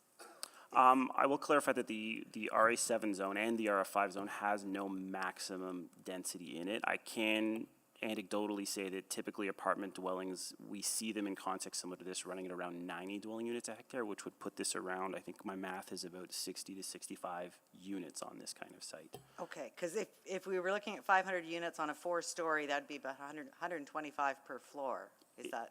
It would be a lot, yes. Okay, they'd be really tiny, huh? Okay. They'd be very small. Okay, and then, and then there was also a concern, I think Mr. Tully brought up about the type of business that could be potentially in this, the commercial development at street level. Is there standards built Yeah, into so the RA7 zone has restrictions on both size and types of commercial uses that can go in there. That list of uses is very intentional in that they're uses that we see complementary to low-density residential or even medium-density residential uses. And the restrictions on size are to ensure that we don't have, I'm going to say, larger commercial activities existing in those. So while the applicant told us through this application that they don't have an intent or they don't have an intent of finding a builder who's going to put commercial uses in the building, we review the application as if the commercial uses would potentially be there or without. And in both of those scenarios, it's appropriate at this location. Okay, and that could be like a corner store, retail, or a dry cleaner, daycare? Yes, it could be anything from a general retail use to just sort of like shops and services for the community themselves. Okay, that's all I have. Thank you very much. Thank you, Councillor Wright. Councillor Stevenson. Yes, thank you. Thanks for clarifying the unit count as well. I was also surprised by the 500, so that's good to hear. It's closer to 60 to 65, or certainly under 100. I did have a question, not directly linked to the application, but I was wondering if there's any contemplation of a future shared use path or sidewalk sort of between the AP and NA zoned parcels to get up to Weber Green, just in terms of that more direct pedestrian connection? So that would be connecting what the future Potter Green Drive would be with the transit terminal at Weber's. Yeah, basically directly from the site north, more or less. There is a planned connection, and as part of this plan amendment, we're actually moving where what I'm going to call a trailhead would be to the east. So it would exist north of the RF5 site that would provide a direct pedestrian multimodal connection towards the transit terminal to the north. Yeah, and that sort of, they would have to travel sort of south, east, and then up. Just wondering if there's anything about sort of direct up to the north. I don't believe so. We're hemmed in a little bit on this site due to the natural area and the existing development. So the clearest path forward, would be directly through the direct control that established the transit terminal there. Yeah, and it's still, it's still a great connection and great to be connecting to the transit. I know that, walkability can sometimes really come down to just that directness of route, but appreciate that's not fully within what we're talking about today. I was curious as well, and I apologize if I missed, but I didn't see the neighborhood stats in terms of the units per net residential hectare. Do we have that number? Because I would assume that this is helping to increase that closer to our density targets. I don't have those off by hand, but I do have a unit breakdown for the neighborhood, and I will say that it says we are at 84.1% single detached houses, and then the remaining 15% is duplexes. Okay, so this adds to the housing diversity, and then also potentially gets us closer to those density requirements that we have at the regional level, and also in terms of what we want to see around transit, where we're making those significant transit investments. I think that's fair, yes. Okay, perfect. Well, thank you so much. No further questions on my part. Thank you, Councillor Stevenson. Councillor Prince Bay, can you take the chair, please? Sure, I have the chair. I just need to confirm some numbers. Even though there's no maximum on the number of units can be built under RA7, but what number did you say is kind of the standard? For I'm going to call them suburban sites in similar context, we see typically about 90 dwelling units a hectare. 90, okay. For RA7 built form. Yeah, got it. And this site is... this site's 0.7 hectares. Okay, got it. And you also need to understand that the minimum front setback under RF6, which is currently allowed zone, right, is 3 meters from Picard Drive, but under RA7 it'll be more than 3 meters, 4.5 meters. It's currently zoned RF5, which has this same front setback as the RF7 zone. The RF6 zone, which is, I'm going to say important to this conversation because the plan permits for it, has a reduced setback compared to the RA7. So the current site is RF5. Correct. And in order to change it to RF6, rezoning would be required, right? Correct, Okay, but not a plan amendment. Okay, got it, okay. And there's also a golf course on one side of the site? Directly to the south, yes. And there's also another undeveloped medium density site? Medium density site to the north and a row housing site to the east. Okay, what is the medium density? Is it RF5 again, or it's is it? RA7. RA7, oh, I see, okay. Are there any further setbacks on the, say on the 4th floor, if RA7 rezoning is granted? I don't believe there are any step back requirements in the RA7 zone in this context. Okay. Being it addressing Picard Road with separation between buildings. Okay, so what would be the difference between setbacks under RA5 and RA7? They would be the same setbacks. Same, okay, got it, okay. Because that wasn't clear to me, I thought, okay, got it, okay, that's the... Okay, those are the questions I just needed clarity on. Thank you so much. And I will move the second round.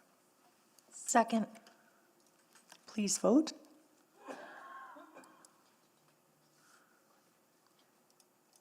I am a yes. Mr. Clerk? Thank you, Councillor Paquette. Waiting on one vote. We have 13 votes. Please display the vote.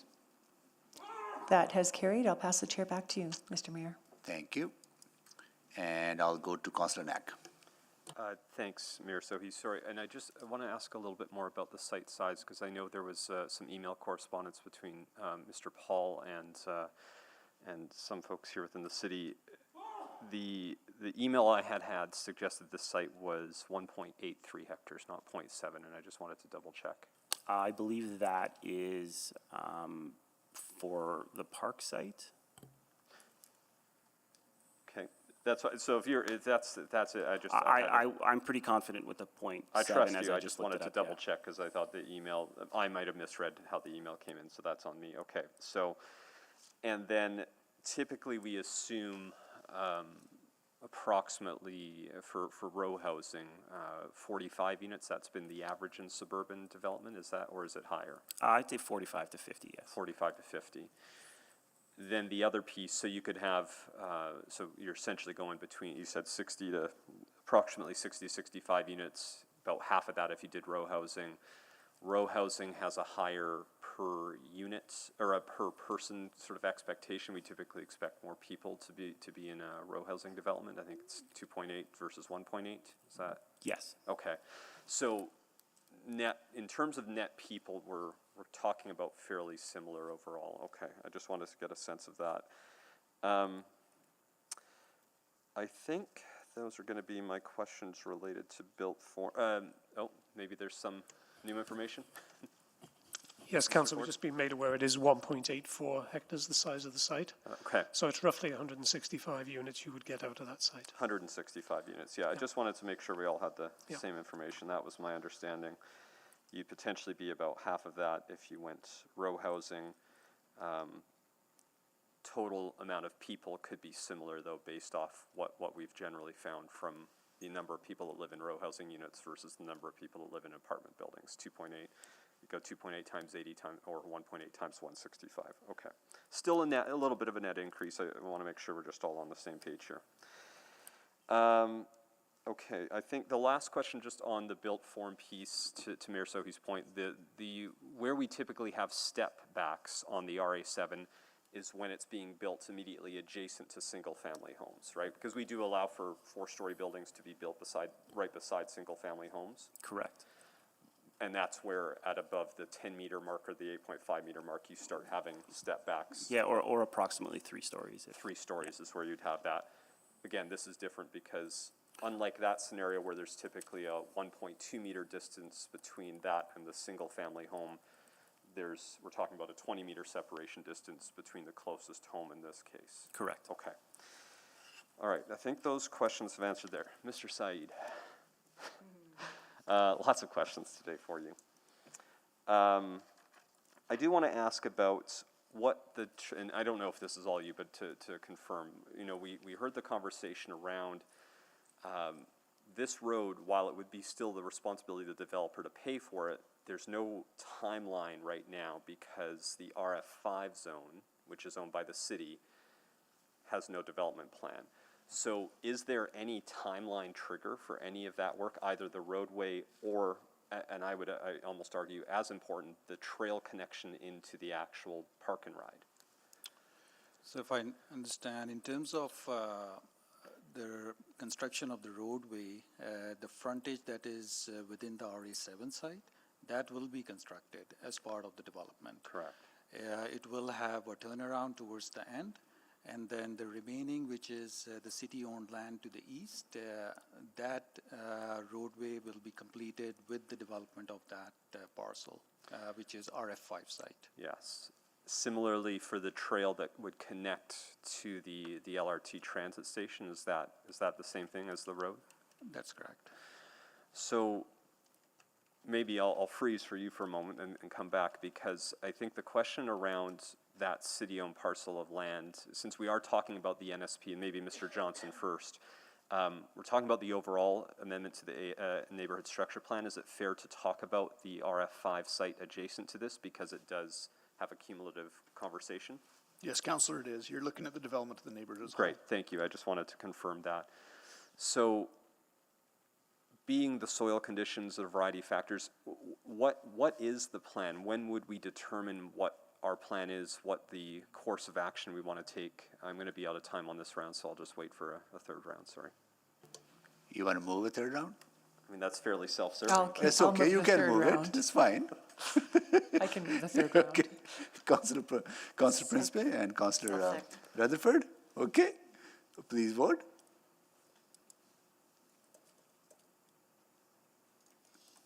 I'm a yes, Mr. Clerk. It's not self-serving, you're doing your due diligence. Yeah. No, yeah, okay, it is granted, all right. Just waiting on one Oh, vote. sorry. Sorry, I'm a yes. Thank you, Councillor Stevenson. Okay, now it is, no, display now, please. Now it's granted, all right, Councillor. So what is that plan of action for that site, and when would we have those discussions? What would that look like? So currently those lands are held within our real estate branch. They evaluate their development potential of all their parcels within their portfolio and advance those that are economically viable at the time, dependent on the market conditions and whatnot. So they operate similar to the developer in that respect in that enterprise land development area. So there currently isn't a time frame to develop this parcel. So beyond that, we don't have any information. Yeah.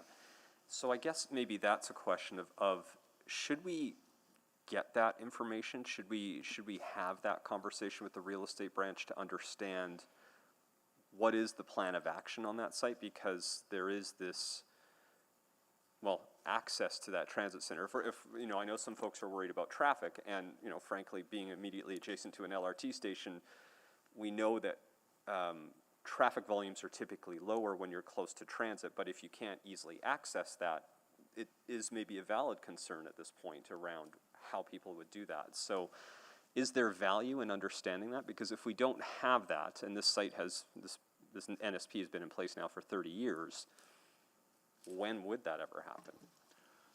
There's definitely value for the entire neighborhood and that mobility network as a whole, but for these sites specifically, the transportation network and the assessments, as well as the land use analysis, shows that it is appropriate today to rezone those parcels. And neighborhood development is incremental, so you need each one of these pieces to fall before the next one does. Yeah. So I think that has to be remained or kept in the mind as well. For sure. Well, maybe this goes then back to you, Mr. Saeed, because I do want to ask about those transportation assessments. I do think it was very accurate of Mr. Cromwell, and he stated that the last assessment we did was during the height of the last stay-at-home order, and that feels to be a little bit challenging. So I wanted to first let you respond a bit to that and then ask more broadly about Weber Greens Drive. Yeah, maybe I'll just take a couple of minutes Please of go your ahead. time to just give a detailed answer. So the first version of the TIA was done in early 2021 when most of us were working from home.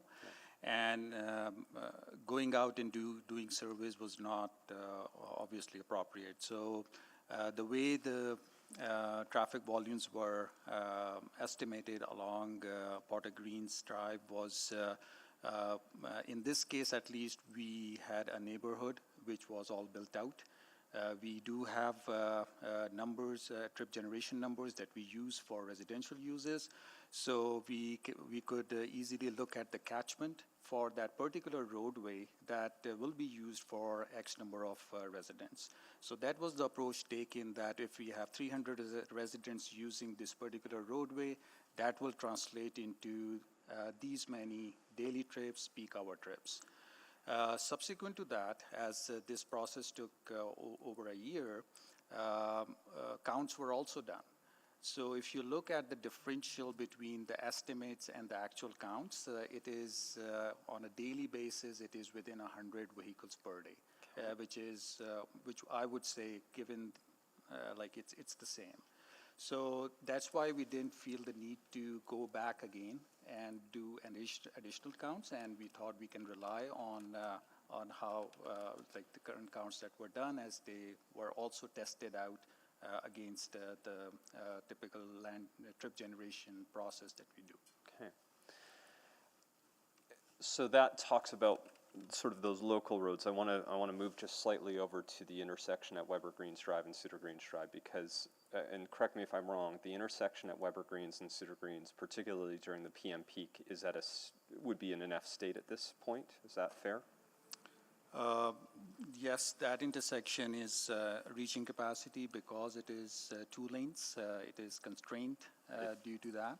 2 lanes, but it actually shrinks to 1 before folks get through that intersection. Correct. That was a decision in 2012 that was an odd one. But so I guess there is this cumulative question, and frankly, it applies whether we're having an RF5 conversation or an RA7 or an RF6, because total unit count, total trip generation are going to be fairly similar.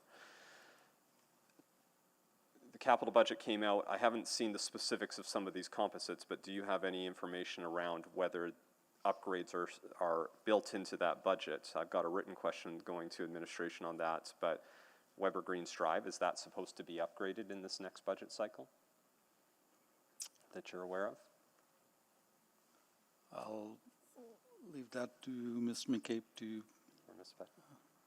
I'm sorry, Councillor Knack, I don't know that specific, but if you, I can look into it. Sure. Thank you, Councillor Knack. Councillor Principe, can you take the chair, please? Sure, I have the chair. Yeah. I do have some concerns about the lack of not having connectivity, following up Councillor Knack's questions around the road not being completed, then city owns another parcel. We don't know when that will get developed. Doesn't give any comfort to the people who are here raising these concerns. So I understand development is incremental, and if we don't even have a pathway to the other future LRT station, I'm struggling. What can you say to the neighbors on that? So, in terms of what is there today as part of the shared use path and the active modes network, as we extend the Potter Greens Drive with this development, there will be a requirement to construct a 3-meter shared use path. Yeah. It will. But would that connect to somewhere until the city develops their parcel? It will have to connect to. It will connect to Suter Greens Drive. Yeah. And then there is a shared use path along on the east side of Suter Greens, which all the way continues all the way to. But not a direct connection until the city develops the other RF5. Correct. And we have no clue when that will happen. We don't have. At this time, we don't know. I think that speaks to some of the disconnectedness in a way that we give approval to these in these areas without knowing the pace of development, right? Happening in a kind of a orderly way that gives certainty to the people who are moving and that this road will get developed or this pathway will get built over 5 years, 10 years. I think as you speak to the orderly development, that plan outlines that vision. The time frame is the unknown part. Yeah. So the application at hand is adhering to the plan. The road is currently not there, but part of it is being developed that's adjacent to this application. So part of that orderly development is maintaining that vision of that plan, and this development is in conformance. Yeah, no, I understand. Like, I think plan speaks to that that concept, but we don't know the timing. I think that is the disconnect. Sorry. Yeah, Mr. Mayor, I understand what you're saying, and we need to take that away and think through that as we work through our growth management framework about what gets put into public hearing reports to help with your decision making through that process. Because that'll be helpful, because that ties into the transit question, right? And when ETS get introduced into the neighborhood or on-demand service, and we have people who are living there for, years in that neighborhood and don't know when that road connection or, sorry, Mr. Syed, you have.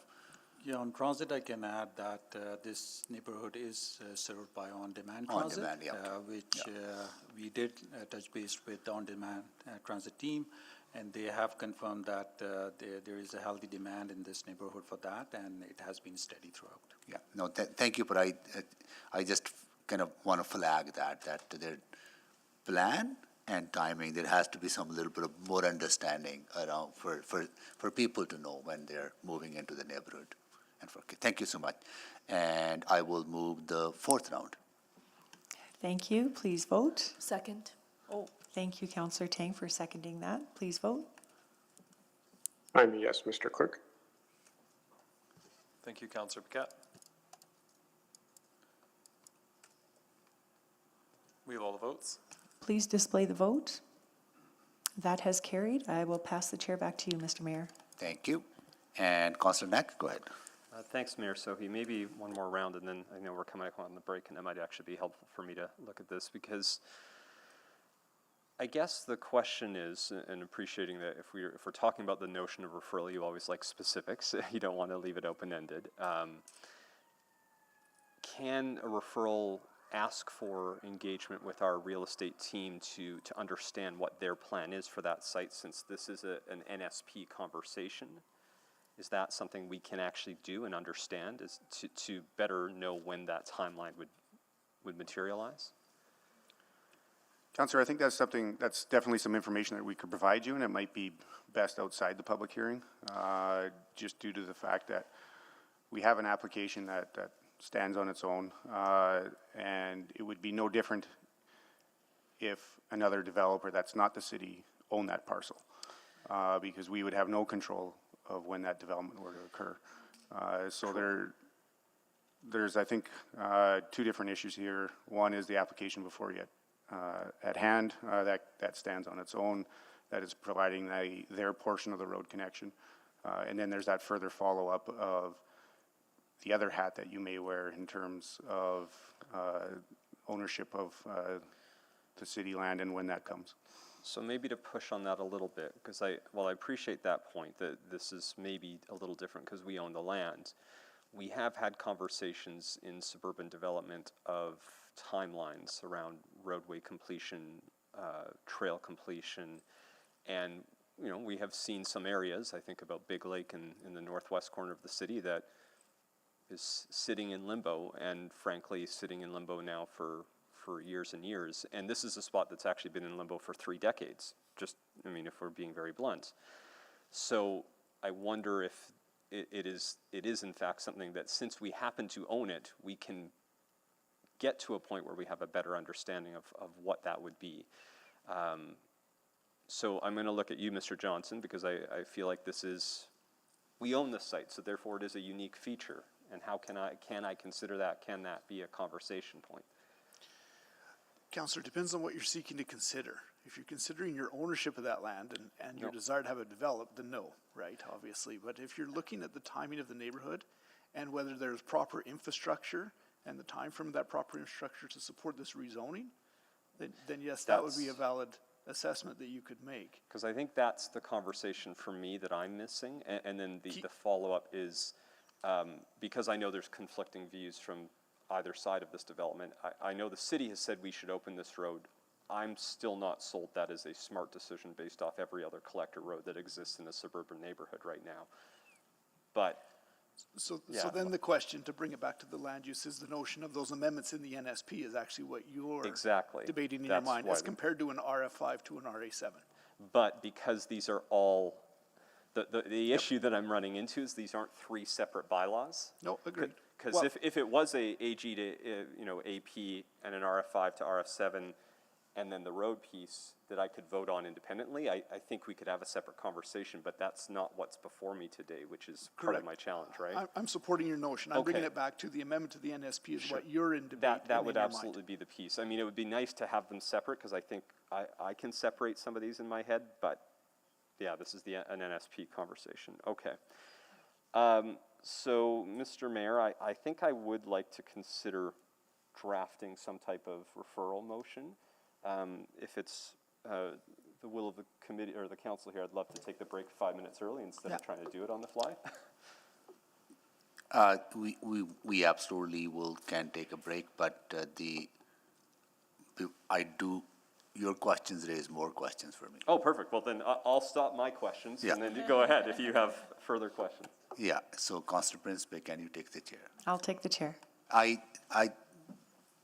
Without going into the legal stuff, right, and I'll try to frame this question if related to this. Do we need to, if city is the developer on that particular parcel, we need to treat that as what is the separation as a council? Can we not require city-owned property to be saying whether you build 10 years from now, but you need to build that roadway in front of that parcel? You can. I would just caution that you wouldn't do that in a public hearing, because now you're acting as the directing minds of the landowner. And that's different than your role as a regulatory body here to do a rezoning. Okay. So you can, a subsequent motion to direct that work to be done or looked into and brought back to you by way of a memo or report, any of that would be completely appropriate. But in a public hearing forum, as the regulatory body, you wouldn't direct the city as the landowner to go and proceed with work. Does that make sense? What I think from a legal point of view does, but for an average person listening to this conversation, right? Understood. It's very difficult to make that distinction, and we ask developers to lead by example sometimes, that there should be a continuous development instead of leapfrogging development and this parcel being vacant for long time. So what I'm trying to get is, should not city, if a city owns a piece of land, should not be leading by example? Is that a land use question, or is that a? Yes, Mr. Mayor, if the question is this rezoning here in this development premature for what is still outstanding in the neighborhood, that is absolutely before you here. Yeah. The direction to then solve that problem would come to you as as council over the ownership of the land. Yes, what I'm trying to understand, if giving approval, the infrastructure is not complete, right? The road is not complete, the pathway is not complete. Is there a legitimate reason to say, we expect the other landowners to complete their infrastructure along with this rezoning being granted and this landowner required to complete the infrastructure? So Mayor, what's before you today is the rezoning of the parcel, the amendment to the plan, which includes a redesignation of the road to an alternative cross-section. So it's not changing the function of that road. And the other parts is the rezoning of the AP parcel. Through the review, the requirements, whether it be transportation or drainage, have been satisfied. So to rezone the parcel to RA7, which is functionally what's ahead of you today, our review concludes that there's sufficient and adequate infrastructure to support that development, whether it's the road network or the drainage network or the servicing network. The question of whether or not the city should develop their parcel to then complete that connection should be done through a subsequent and further direction to administration to bring that back. Okay. I know it's not fair to Melcor. I understand that, because they don't own that other piece. It's just a city-owned property. We treat them as a developer, our own folks, and I'm just. I understand, Mr. Mayor, and our advice would be that this rezoning before you, as in our reports, because the infrastructure is adequate for this application, that you approve the rezoning before you today, and then we would help write a subsequent motion, if you would like, to direct the real estate branch to look at the timing of the next development for the other parcel of land. Okay, got it. Okay. Because seems like they're also sitting like sometimes developers sit on land as a speculators. Seems like here, our own folks are sitting on the land. I'm not sure that that's what's happening here. I don't have that information with me today, but we can definitely help get that information to you as council. Okay, good. All right. Okay, well, I'll take the chair back. and we'll take a break here, and we'll be back at 3:45.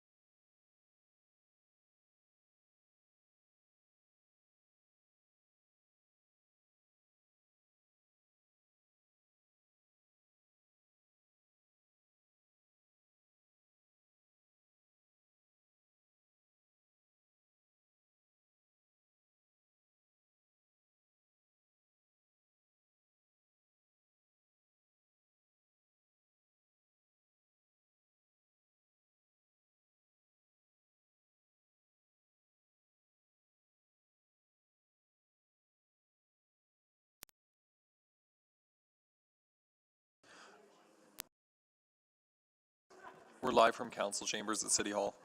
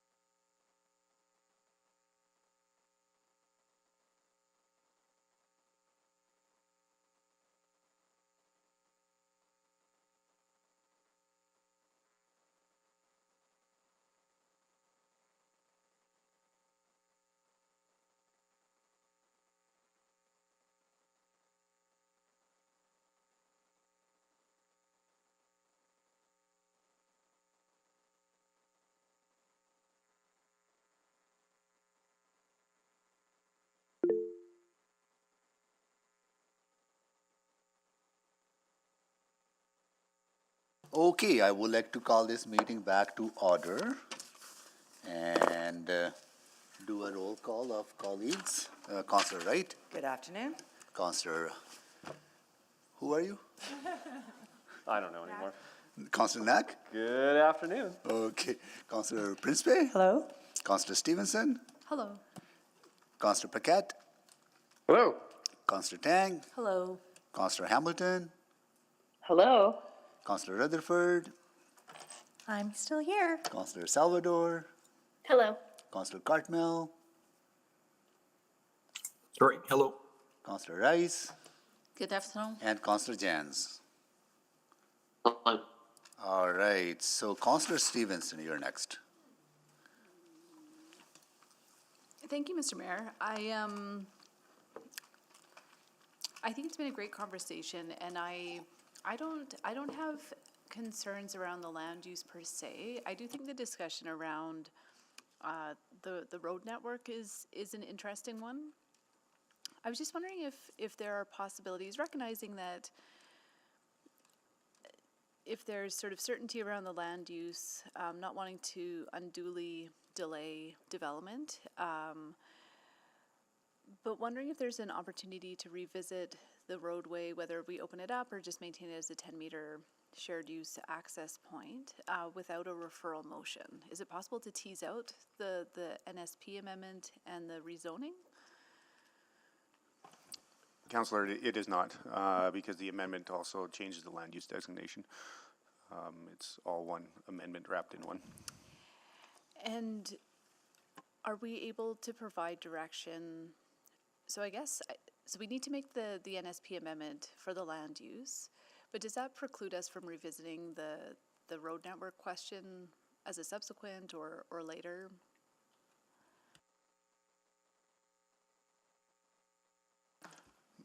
No, it doesn't. I think there's some further information or that we can provide around that analysis of the reduction or the removal of it, and we'd be happy to provide that through answers today.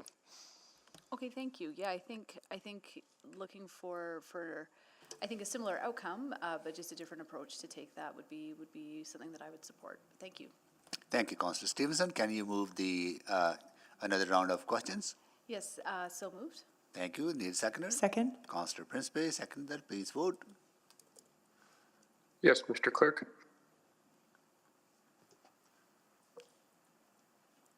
We're just getting the vote going. Thank you, Councillor Paquette. We have all the votes. Display the votes, please. That is carried. And Councillor Knack, go ahead. Sure, just a question before maybe a motion. First, Ms. McCabe, I understand you might have some information from our real estate group that will help us in our discussion, or not, but. I do, Councillor Knack. The break was helpful for me as well. So the real estate group does have intentions to develop that piece of land. It's on their work plan. They're really awaiting the decision here from council today, and that'll inform what they're going to do, because they really want to actively resolve the situation in that area as well. So depending on what happens here today, that'll really be inform the outcome of their next steps. Did they give any insight around the, Mr. Johnson might have to rule me out. I guess because part of this is a timeline piece, and I understand that the way the conditions of those lands do not allow for a expeditious development based off the current parcel that we're talking about today. Did they give any inclination around that, around what they viewed for timelines? It's on their work plan for next year. I can't say that would happen. They've got some geotech studies that they want to do, as well as some other work that they want to do before they could commit to a timing. But yeah, because I know with the current parcel of land, I mean, it took, I think, many, many years to get the soil to a condition to be developed on. Okay. Maybe, Mr. Saeed, before I debate a motion here, I wanted to ask, so in the original proposal, there was a suggestion from the applicant to do a 10-meter wide shared use pathway that could be used by emergency vehicles. And originally we had agreed with that. There was some feedback from some residents that would have preferred to see it opened up. And subsequently through a change in the application, you did some further analysis. And I guess I want to get a sense of why that difference, because I appreciate both perspectives, but I keep thinking back to, from a traffic safety perspective, almost every collector roadway that we've ever dealt with, at least in suburban neighborhoods, and maybe that's not the case in every other ward, but I wouldn't be shocked, that is often the biggest area of concern. So opening that up even at a smaller width, can you share your thoughts as to why those two things changed? Yes, sure.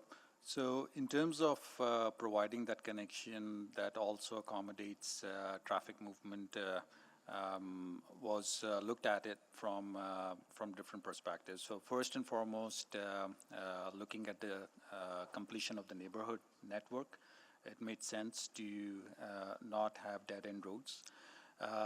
Then we also looked at the overall transit, how transit has been serving this neighborhood over a number of years.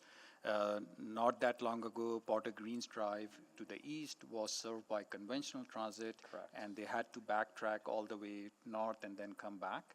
So now that we are looking at more progressive approaches and unconventional ways to serve neighborhoods with transit, we thought this kind of completion would serve that purpose as well.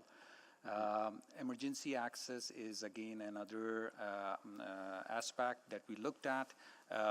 Current condition is non-conforming to our current standards, but FRS has very explicitly said that this connection will improve their accessibility. And then active modes connectivity comes to mind, definitely, given that you are so close to future LRT and TOD development. So maintaining that strong connection was definitely part of our review. So what we did in terms of, we also were, as you were mentioning about the speeding issues and safety concerns. So when we looked at the priorities and what this connection should be serving, traffic was not number one on the list.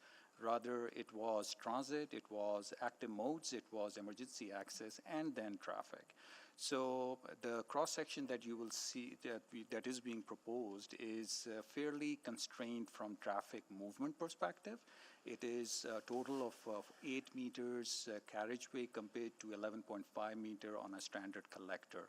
And the overall road right-of-way is also fairly small. So it is more comparable to the local environment compared to collector.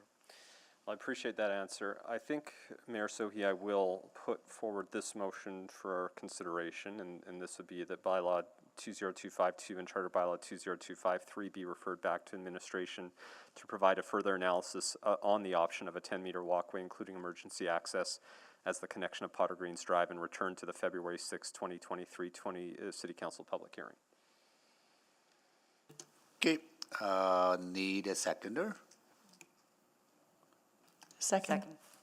Second by Councillor Principe. Okay. All right. So we do have a referral motion on the floor, and but Councillor Jens was on the board.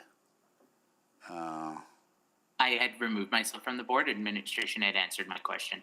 Oh, I see. Okay.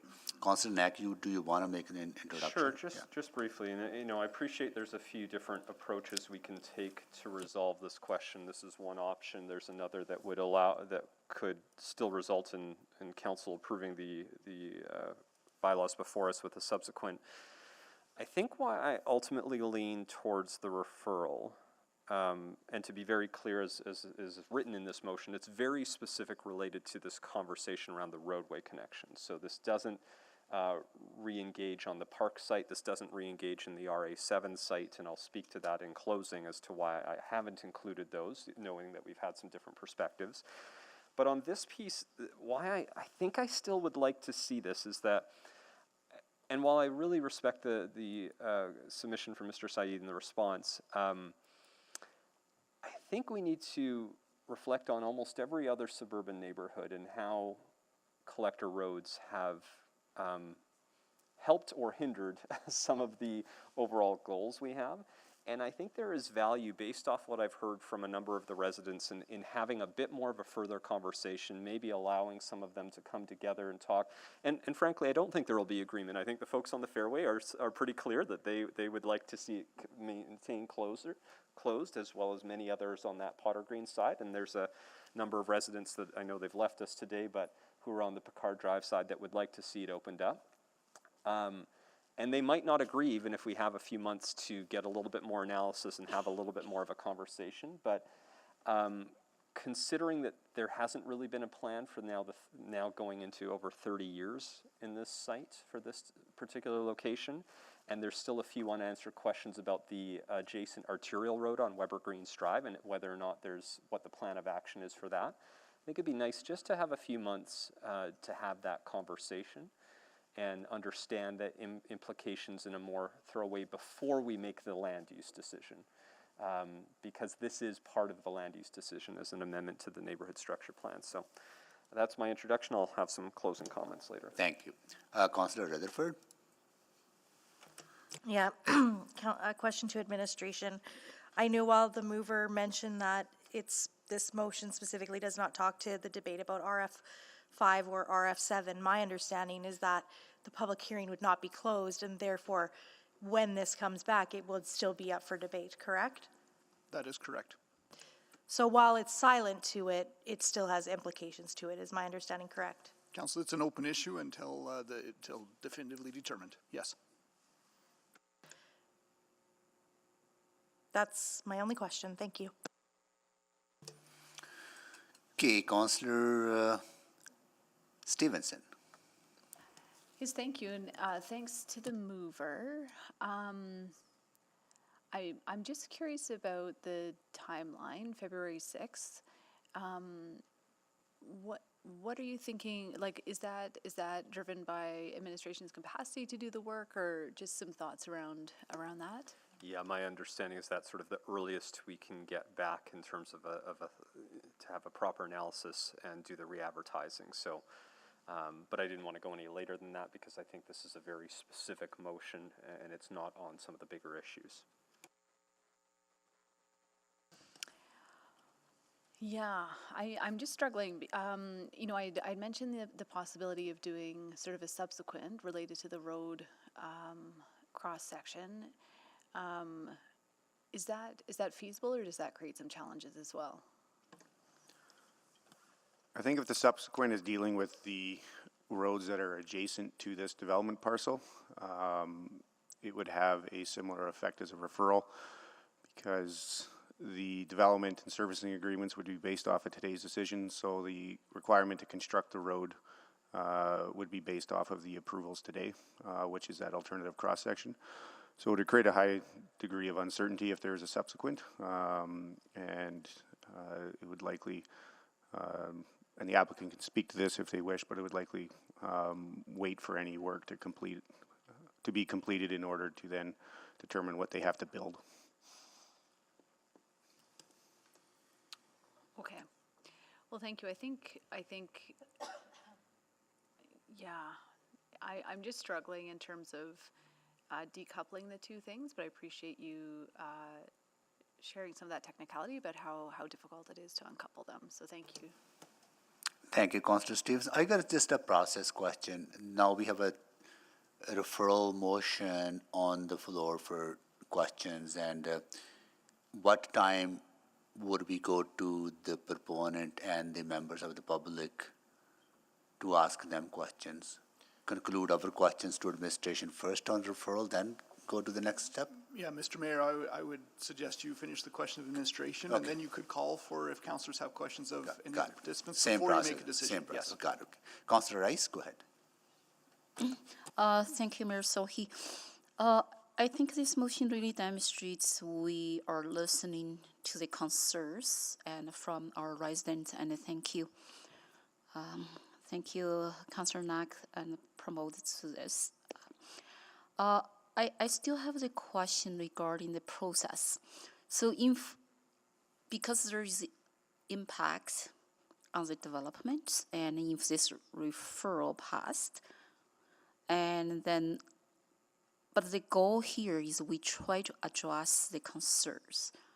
And is that subsequent motion can be in place to achieve the same goal, to address the concern, and we heard today, and at the same time, and we can ensure the other line of the development and still in place. So maybe like I asked to mover, and then which one will be the better balance and between we address the concerns from our residents and also to see this development and for this mind. Thanks for that. It's tough because I think both have the potential to resolve it in a similar way. But what I had heard today from a number of our public speakers, and this is consistent to a lot of the correspondence I got, is that I don't even say I would go as far as lack of trust, but just some uncertainty around how this has changed. And to make the land use decision first and then have that conversation after feels like to some residents the wrong order of operations. And I go to Mr. Cromwell in particular, who's you know, he wasn't here today speaking against the developments. He was asking about the right process to come up with the right answers. And so I think you could do both. I like the referral because I think it allows the community a little bit more opportunity to just understand, reflect, know what we are talking about and know what we aren't talking about in the referral. Okay, thank you. That's my question. Thank you, Councillor Rice. So that concludes the questions to administration on the referral. Now I'll ask council members if they have questions to the proponent or to the members of the public in opposition on the referral motion, or any information that has, any new information that might have arisen out of the previous conversation. So please sign up, Councillor Tang. Great, thank you very much. My question is for the applicant. I don't know if you want to come down. Thank you.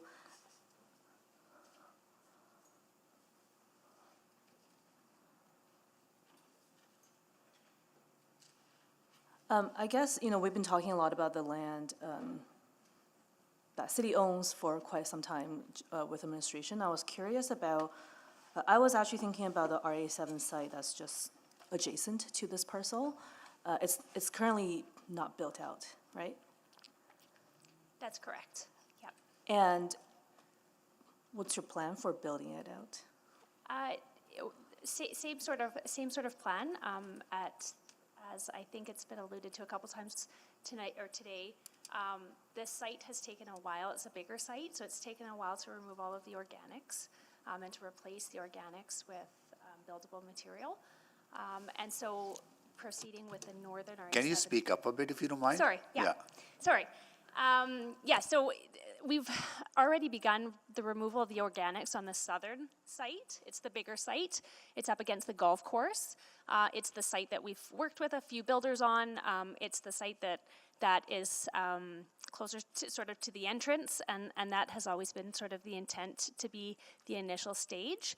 And then as we proceed with development of that site, the northern site would then, we'd begin the process of removing the organics in that location. Oftentimes it's sort of done in conjunction with the site development because some of the material from the graded site or the site with the organics removed, the southern site that we're talking about today, as the basement's excavated, some of that material can be used to swap out for the organics in the northern site. Mm-hmm. And kind of like earlier you had mentioned, you know, the RT was a big factor into kind of some of your plans. So I'm assuming that this will kind of all be, I guess, aligned or. Sorry, can you repeat that? So, I mean, you had mentioned LRT was a factor in some of the rezoning decisions here. Your rezoning application. Just, you know, this is kind of working towards that transit-oriented vision. Yes, that's correct. I think when the initial plan was done, it was quite a long time ago, and the neighborhood, there have been many amenities added to the neighborhood, which have made this area more of a TOD supported area. That's correct. And what would a referral like this, what would be some implications for you? Definitely time. So if we're working backwards, we'd like to begin construction sort of at the latest in the summer of next year to service the site, finish the earthworks on the site, and then to build the road, our portion of the shared use path, the connection out to the west, to the east, to the west. I'm getting my directions mixed up. So we would like to begin construction in the summer, which means that we have to have engineering drawings approved prior to that, which means we need to have our subdivision conditions established, and without knowing sort of the fate of the road, I think that's hard to do. So it definitely puts pressure on our ability to sell this site next year. It adds a lot of uncertainty to our development program as well for builders and whether or not they are willing to commit to a site depending on the zoning. The other thing I just wanted to mention as well is that if we were to remove the road, we would also look at accessing the site from the east and no longer from the north side. So that would just require a little bit of a shift in how our builders decide to build out the site. Okay, great. Thank you so much. That's all my questions. Thank you, Councillor Tang. Councillor Stevenson? Yes, I think just that question of timing and certainty, so really appreciate that delays are usually not a good thing, well, do you want to speak to that, just sort of some of the implications of a delay or referral until February 6th? Yeah, definitely the delays. I think it's just the uncertainty. You know, we've heard from residents for many years that they would really like to have this site completed. They'd like to see construction on this site. With the construction of the LRT, there is some desire to kind of close out this area, if you will, make some connections. So we've heard that loud and clear, and so we've proposed, you know, a few options, and we've been working on them closely with the city for a long time. And so I guess a further delay just really adds some uncertainty to our timelines, and it is unhelpful for the builders when they're, you know, looking at the market, seeing what's really required, and making plans accordingly. Yeah, and I'm just wondering if that delay until February is in any way outweighed by what would likely be reduced capital costs for the road construction. Again, if it was not if the proposed profile today didn't go ahead and it was just the 10 meter, would that provide cost savings that would potentially balance out the cost of the delay? It could potentially. I think it's important to remember that, like, construction is very cyclical. So 2 months here or there doesn't necessarily mean just 2 months delay. It could potentially mean a whole, you know, season, 18 month, a whole season delay. So a whole nother year. But yes, definitely, it could potentially result in some reduced costs. But I do think further understanding on the requirements would need to be looked at to make that decision. Okay, but overall, what I'm hearing is that you would prefer to proceed, even recognizing that that might lead to higher servicing costs. Not to put you on the spot. I don't know if I can make that decision today without looking at numbers and understanding the requirement of what this shared use path is. Definitely, if we're building a portion of a shared use path along our portion instead of a road and a shared use path, the cost would be less, absolutely. But how that looks in terms of connecting through the city's land, I don't have the answers to that, and there's a lot of uncertainty in that regard. Right, which I think could also potentially be resolved with the referral, oh, sorry, with a second motion, subsequent motion. Okay, anyway, thank you. Thanks very much for the responses. Thank you, Councillor Stevenson. Councillor Rice? Thank you, Mayor Sorhi, and I also thanks to my colleagues who asked great questions. And I do have one question.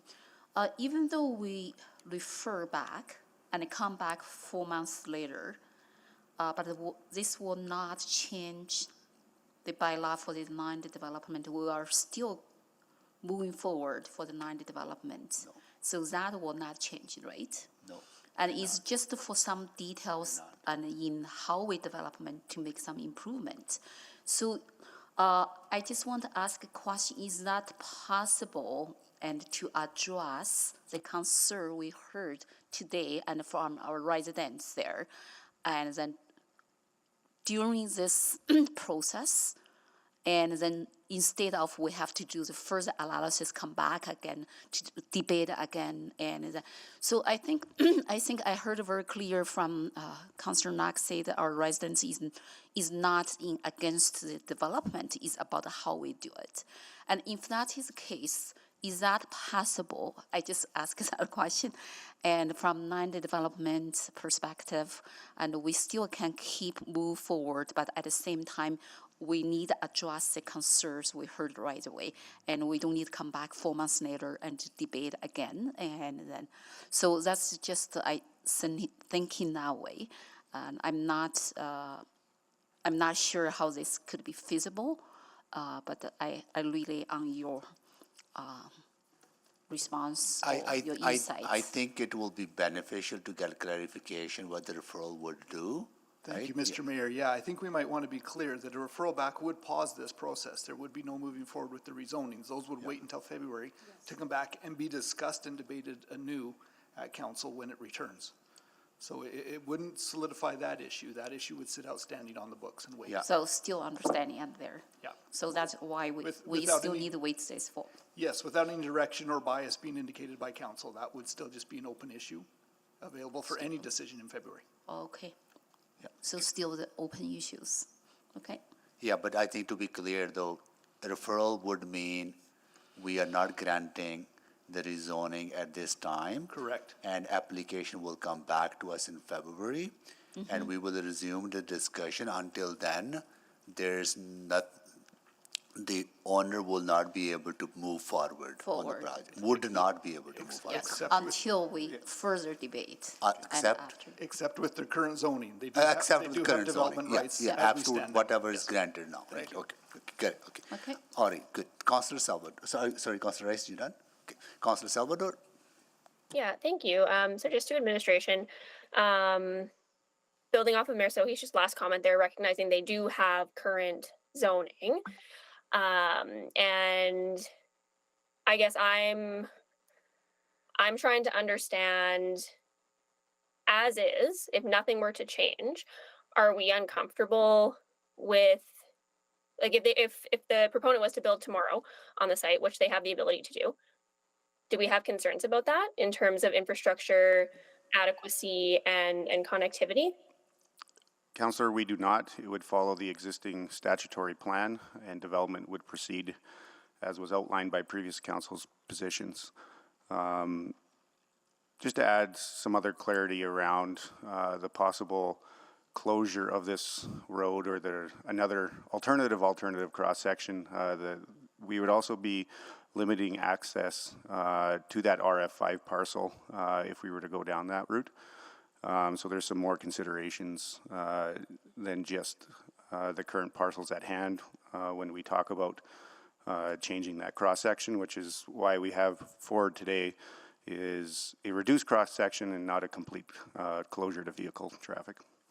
Yeah, and I guess so as I read the motion on the floor, so this would direct you to come back with analysis on an option of a 10-meter walkway. And I'm not not asking you to provide the analysis now, but from a really high level, I guess, what can you foresee? Have we done this in other instances? Is it common to just have connectivity via walkway instead of, a road with shared use paths or active mobility components? Yes, we have done, but in a little bit of a different context. So 10 meters is typically looked at as greenways when we are navigating through natural areas, stormwater ponds, and there is a strong desire line between such uses within a neighborhood. So that's where we have used 10 meters, which is a typical 6-meter shade use path, which also accommodates emergency vehicles, and the remaining is more landscaping. Okay, knowing what we know about this particular area and just general traffic patterns and how the ultimate build out of this area is intended to be, again, and I apologize if you can't answer this, but would a 10-meter wide greenway be would that be an acceptable form of connectivity?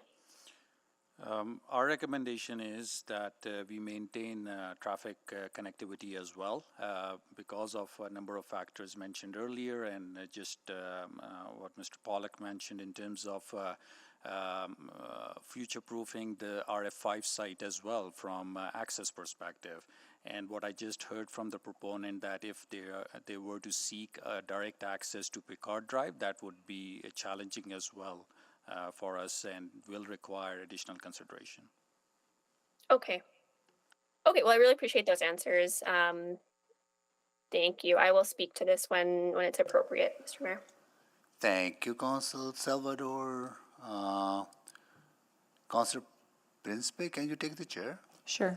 I do have some questions to maybe I want to go to the members of the public for some questions. Maybe I'll ask Mr. Tooley. He left. Is it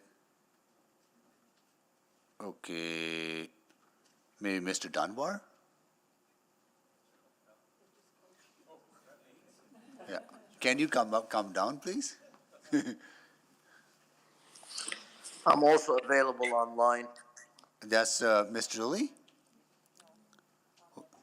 Ahmed, Mr. okay. Babaki. Well, I'll start with you, Ahmed. you see the referral motion of changing the roadway to a pathway, does that address some of your other concerns, like what concerns that you identified about the height and privacy concerns? Can you please repeat your question? You cut out there a few times. What I want to know, does this referral motion deals with some of your concerns around privacy and the height?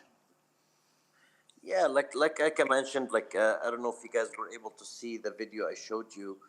My house is directly across from this proposed site, and literally from the height of this building, they would be able to see directly into all the side windows that I was forced to initially put in because that was part of the city's requirements and the developer at that time. So they would be able to see directly right into the side of my home unless I keep all these windows closed. No, I understand that. I heard that in a previous. Yeah. What I want to understand is that there's a referral motion here that would change the Potter Greens Drive or consider changing the Potter Greens Drive to a 10-meter walkway instead of a road. Does that deal with your issues? Would that help with your concerns? It definitely would, but at the same time, a roadway would be even give this whole area better circulation of moving traffic in and out, right? I don't know if any of you guys are familiar with the area, but I mean, we've been waiting for this road to be put in just because there's a bus stop already at the corner, and I have children who are kind of waiting for this to happen so the kids would be able to go take the bus, be able to take them right to the LRT, and then take them to the schools, right? So Got it. Okay. I quickly to Mr. Dunbar, same question. If how does this help? How does the referral motion deal with some of your concerns?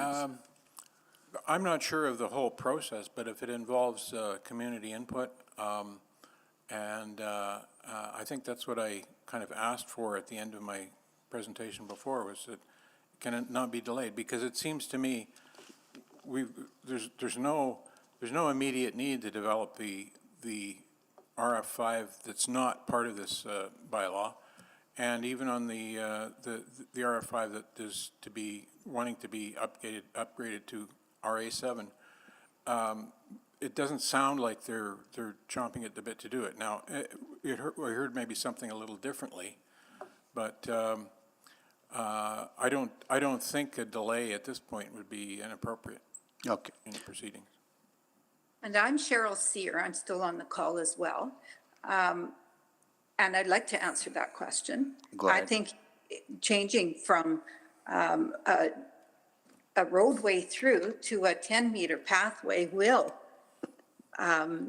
affect the traffic flow for sure. If we're building higher buildings in that area, and then all the traffic is going to come down Picard Drive, which already has the bottlenecks with the two golf cart crossings as well as the park crossings. So if we only have a walkway through there and not a road going through there, then we'll get all the traffic on Picard Road. Okay, so this will generate another conversation about an issue that, okay, got it. Okay, that's all you need to know. Thank you so much. Appreciate that. And Councillor Knack, you haven't had your first round on new information. Yeah, just I'll take the chair back and go to Councillor Knack. Yeah, thank you. Maybe just to Mr. Cromwell, because, appreciate, and again, we're at this point, Mr. Cromwell, where those on the Picard Drive side would clearly want the roadway to be in place, and I understand that, and the folks from the fairways,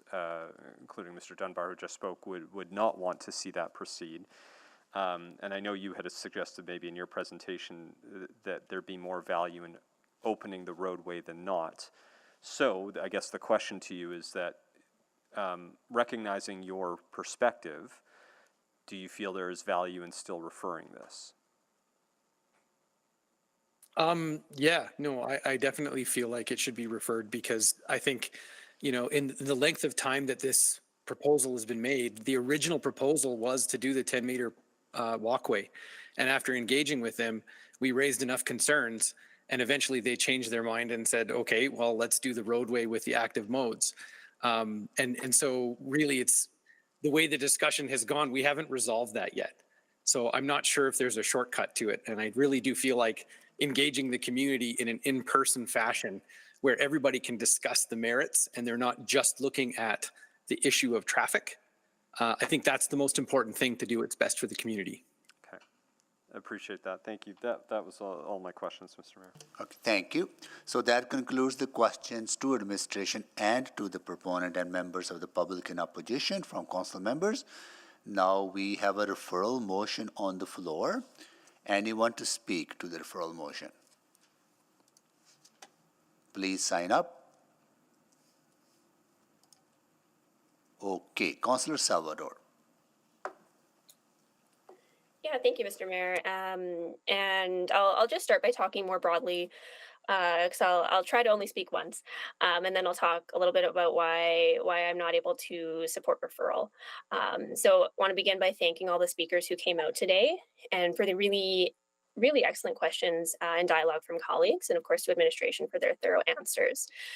So when we look at this site, it is incredibly close to the terminus of a future Valley Line LRT. So really this is an opportunity to enable more folks to live a transit-oriented lifestyle in a really great community that clearly has many residents who care deeply about the future of the neighborhood.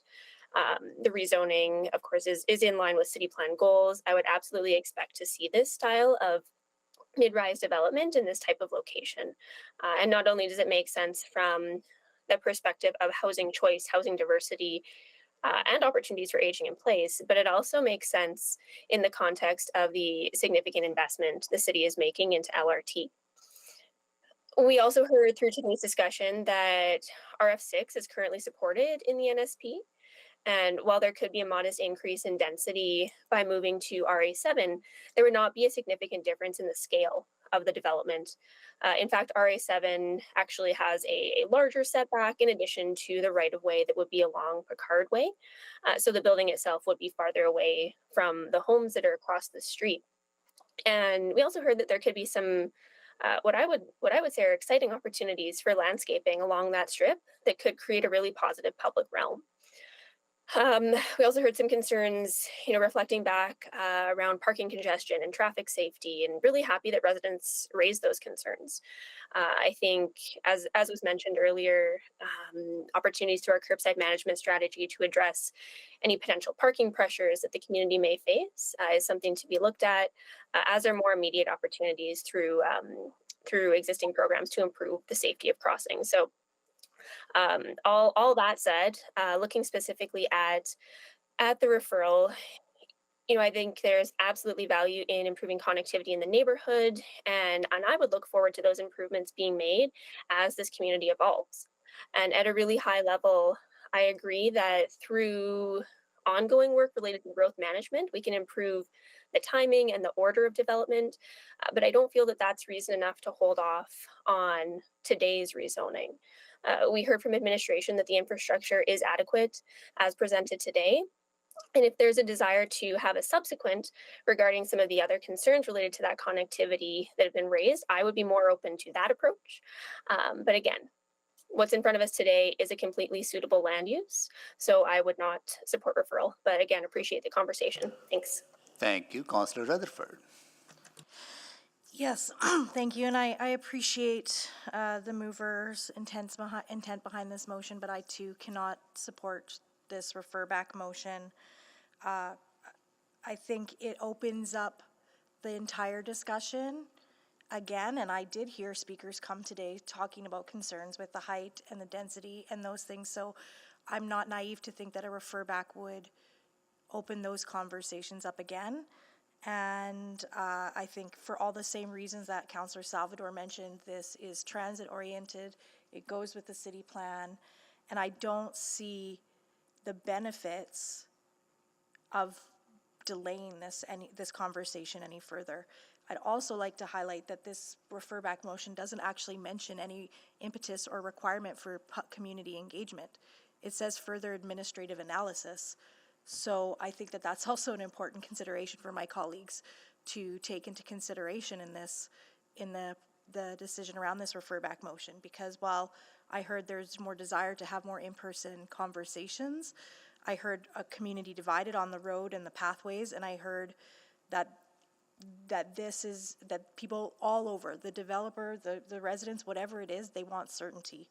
So I think that I've heard enough information today to provide that certainty and to move forward, so I cannot support this refer back motion. Thank you. Thank you, Councillor Rutherford. Councillor Stevenson.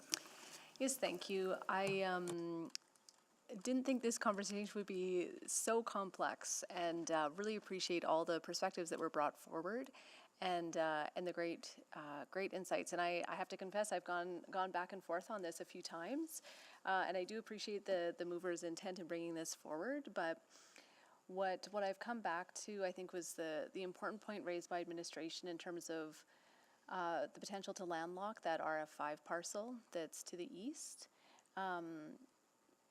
When I think about that site having to be accessed from Potter's Green Drive only from the south, that creates a lot of indirect connectivity, which I think we need to avoid. And I think, stepping back further as well, just, grounding ourselves in city plan, in the desire to see this type of development in close proximity to transit is something that I think is absolutely essential as we build out the city of our future. So I will not be supporting the subsequent, but again, really appreciate all the conversation and technical detail that was brought to bear today. Thank you, Councillor Stevenson. Councillor Jans.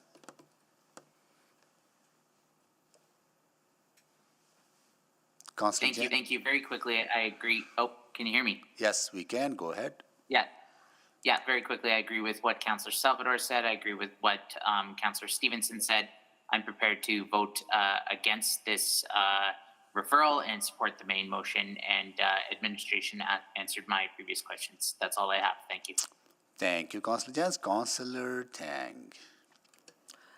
I think, I think I started out thinking a referral might be a good compromise on today's item, but I also think, some of my colleagues made some very compelling points. I just been reflecting on some of the comments I've heard earlier with folks talking about sort of the expectation for what kind of developments they would see when they move into a neighborhood. Those kinds of housing products, I think, oftentimes are determined by lots of different kinds of conditions, whether they're market or, other city developments or plans in place like LRT. And I think I've heard enough to know that this is going to be a really positive addition to move towards that transit-oriented vision.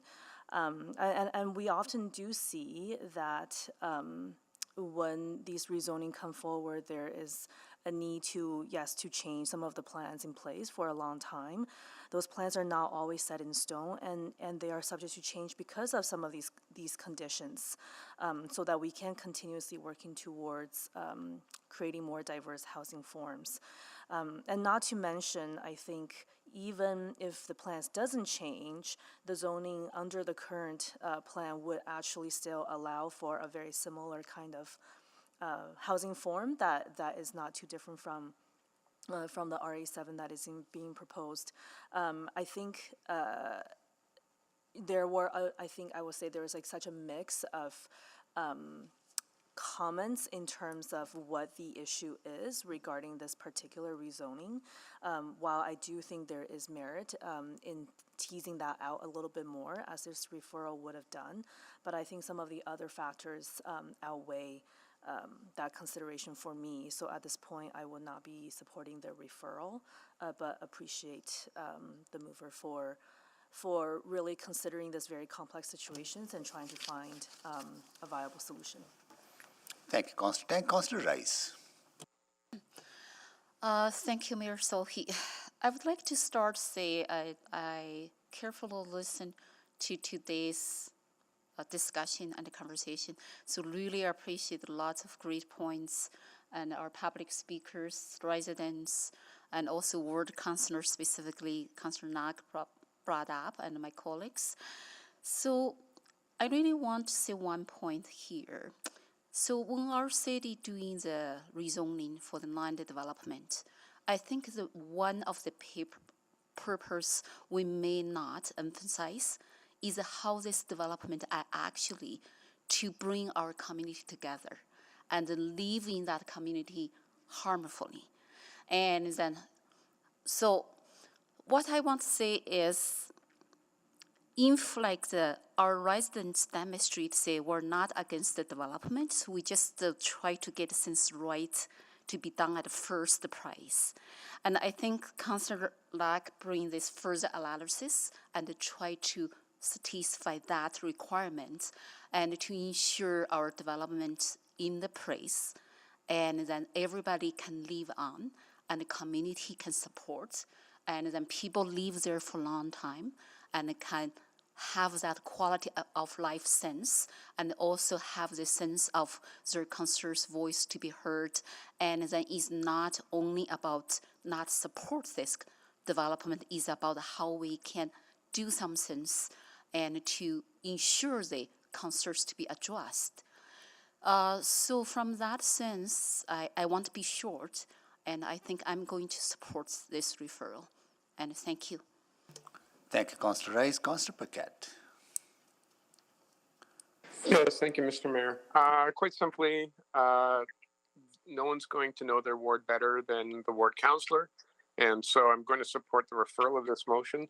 And there's another reason why, and that is that, yes, we need to have some of these changes and some of these developments for the good of the city. But at the same time, there is something to be said for bringing communities along and neighbors along.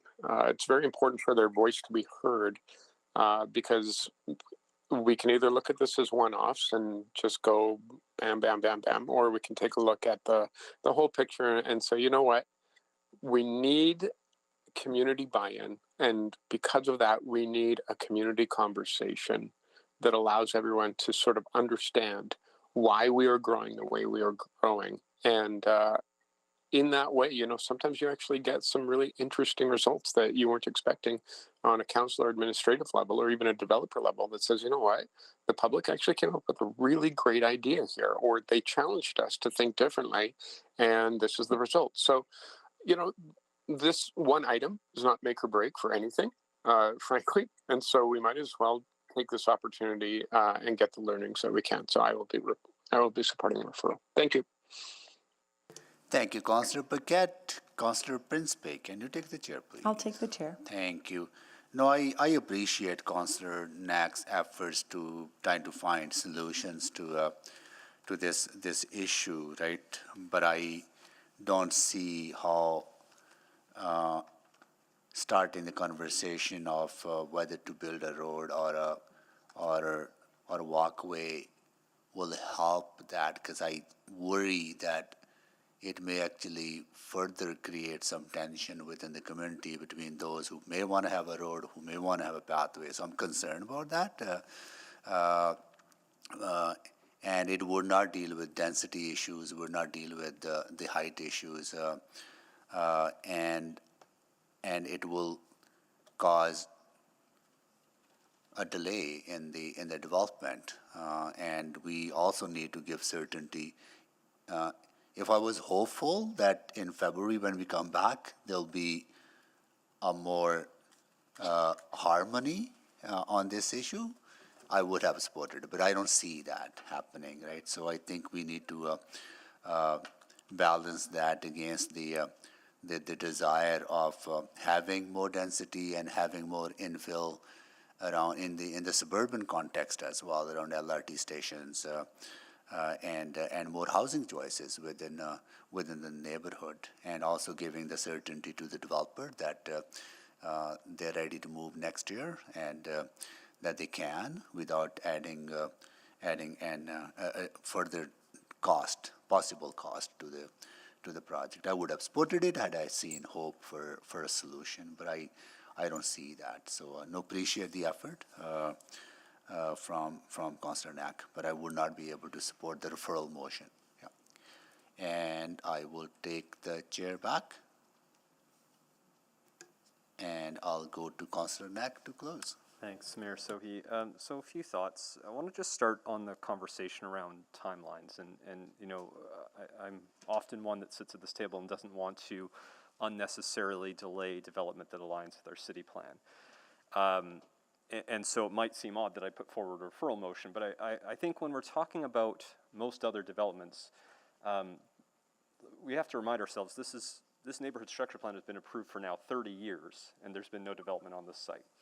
So, quite frankly, 3 months on something that has existed for 30 years in the current state, I don't feel is an unreasonable push in terms of having a conversation. So, I just want to drive that part home, is that I know, and we are eager, and we should be eager to move forward with the city plan, but sometimes there is value in taking just a few months with a site that currently doesn't have a buyer, with a site that, again, has a lot of unnecessary, a lot of work that's taken place to date. So I'm really not worried about the timelines in the same sense.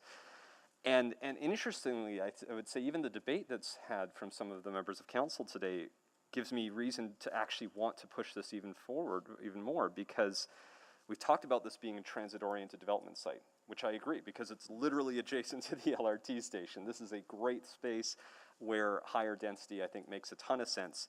And so maybe it actually makes sense to not build a road beside something that is immediately adjacent to LRT. We're concerned about landlocking RF5, but in fact, maybe that could just be one of the first developments that doesn't have parking involved with it. But with the way this debate has gone, we're saying, no, we absolutely need to have a road with something that is literally as close as humanly possible to the LRT. So I think there's that conversation that we should think about, and that's why this conversation around amending the NSP is important to me. And I'll even acknowledge, I appreciate that this referral won't satisfy every member of the public that's here today. Those who don't want to see, and Councillor Rice touched on this earlier, but there are some people who don't want to see this development. I got a number of emails from folks who don't want to see an RA7 development. But for a number of the valid reasons brought up, I think Councillor Salvador brought up, Councillor Stevenson brought it up, that really the built form that we're talking about, whether it's an RA7 or an RF6, which is currently permitted under the plan, is identical. In fact, it's slightly further set back from Picard Drive. So to those who don't want any change beyond what that site is, they won't be happy with this referral, but I actually don't think there's going to be a significant change in their overall life when you compare what can be and can't be done. And even still, I think it's still worth having that conversation and getting a little bit more work done here.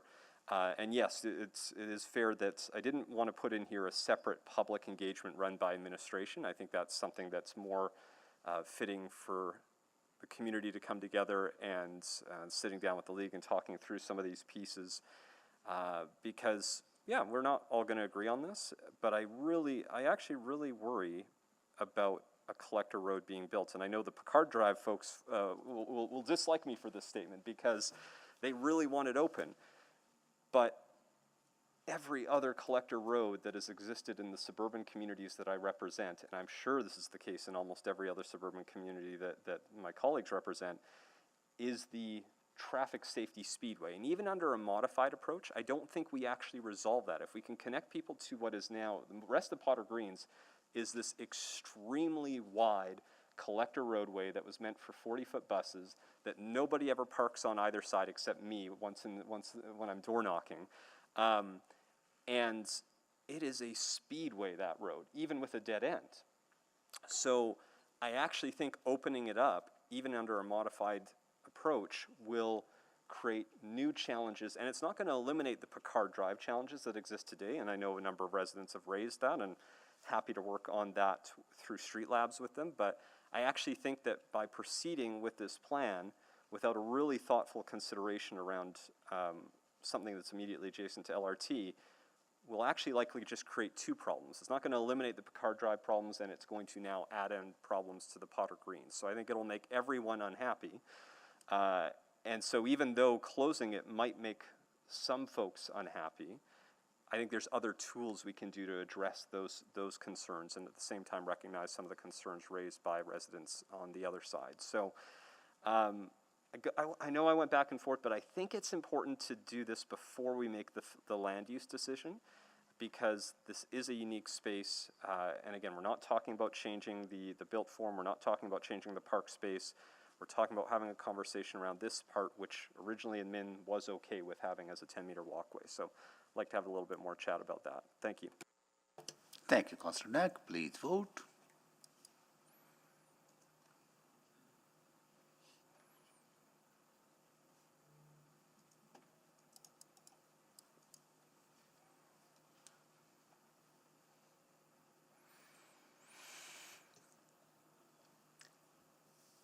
Councillor Paquette?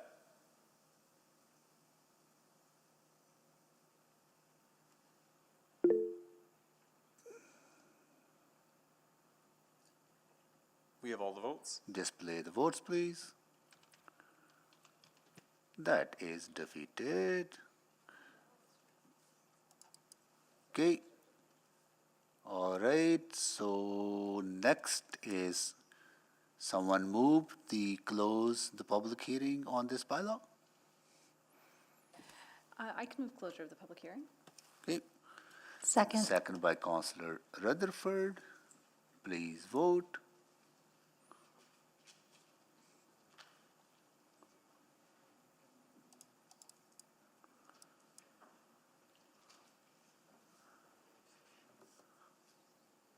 We have all the votes. Display the votes, please. That is carried. I'll move first reading. Okay. Second. Second by Councillor Rutherford. We have a first reading on the floor. Anyone to speak? Councillor Knack. And I won't be long. I discussed most of the points in the other item. I just, so it will probably be no surprise that I don't think I can support this, even though while I do think the built form is appropriate on this location, and I think most of the changes are positive, I really am concerned about the order of operations on this. The main reason I just wanted to speak is that I still would plan to put forward a subsequent that would have that conversation around that future parcel of land, the city-owned parcel of land, because I think we need to have that regardless. So if this motion is still approved, even though I won't support it, I'll have that subsequent so that there's still some opportunity for community members to get a better sense of what's going to happen on that city land and what kind of timelines we're talking about and any type of plan of action. So I won't go on. I think I spoke to it enough in the other item. Thank you. Thank you, Councillor Knack. I see no one else. Councillor Stevenson, you want to close or you want to go to the vote? Go to the vote. Please vote.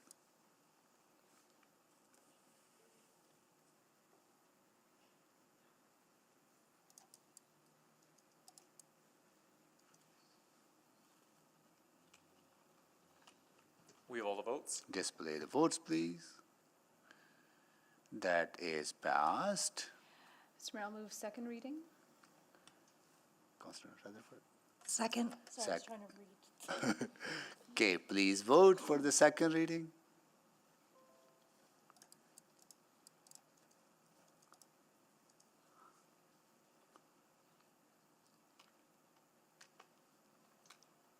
We have all the votes. Display the votes, please.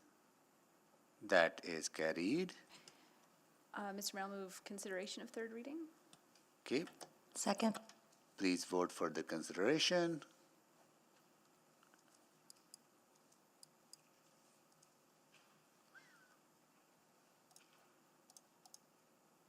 We have all the votes. Display the votes, please. That is carried. Mr. Mayor, I'll move third and final reading of bylaw 20252 and charter bylaw 20253. Second. Second by Councillor Rutherford. Please vote for the final reading. We have all the votes. Display the votes, please. That is carried. Okay, Councillor Knack, you have a subsequent? Yes, thank you. So the subsequent would be that administration provide a report with timelines and development intentions of the city-owned RF5 site adjacent to and directly south of the Lewis Estates Transit Center. And I'll second that. Again, just. Want to make the introduction? Yeah, very brief. This essentially does still allow us to have that conversation, albeit in a different order that folks will have, because we still need to develop a plan from the city site around what's going to happen when we can expect completion of that roadway, because with what has been approved, there's still no requirement for that roadway to be completed until this site is developed.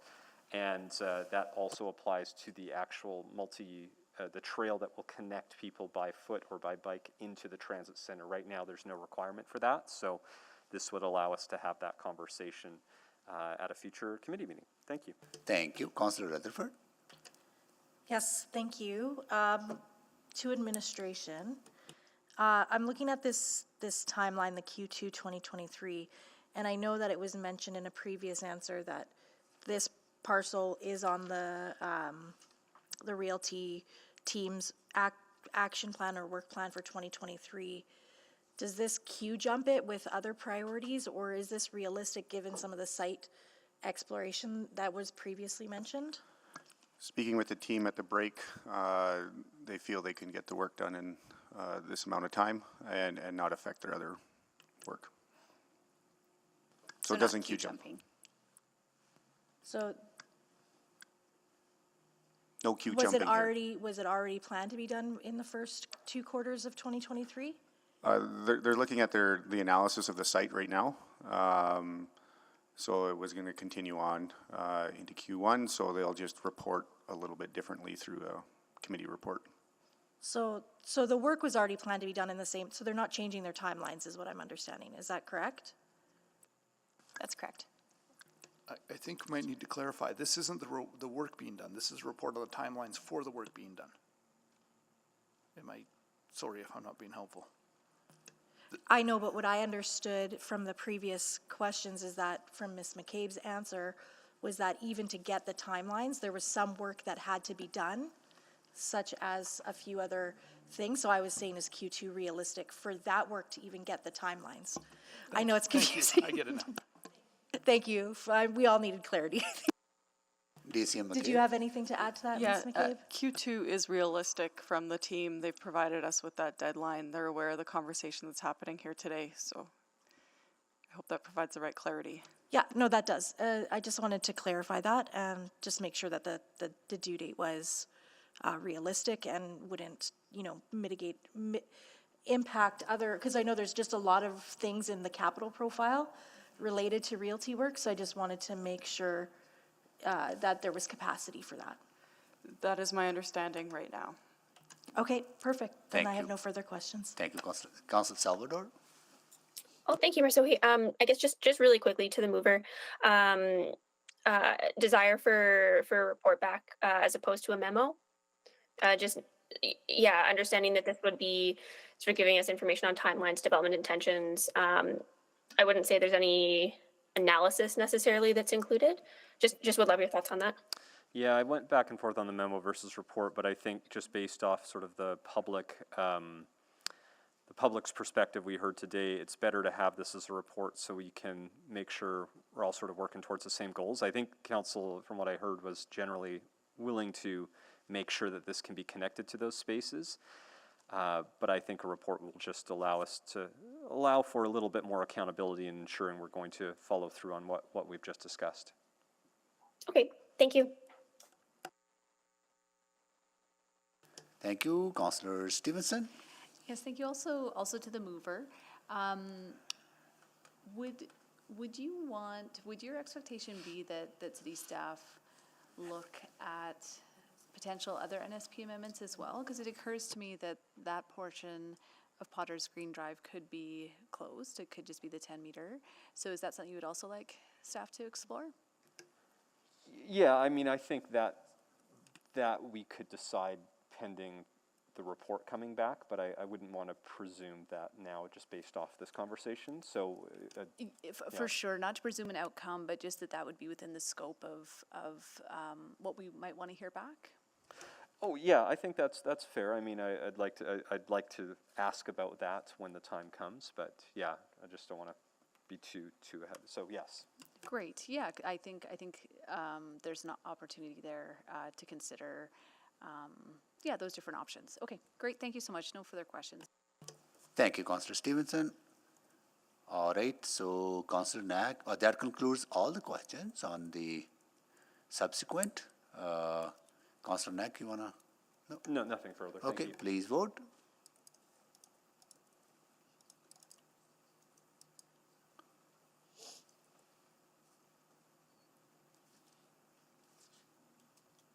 We have all the votes. Display the votes, please. That is carried.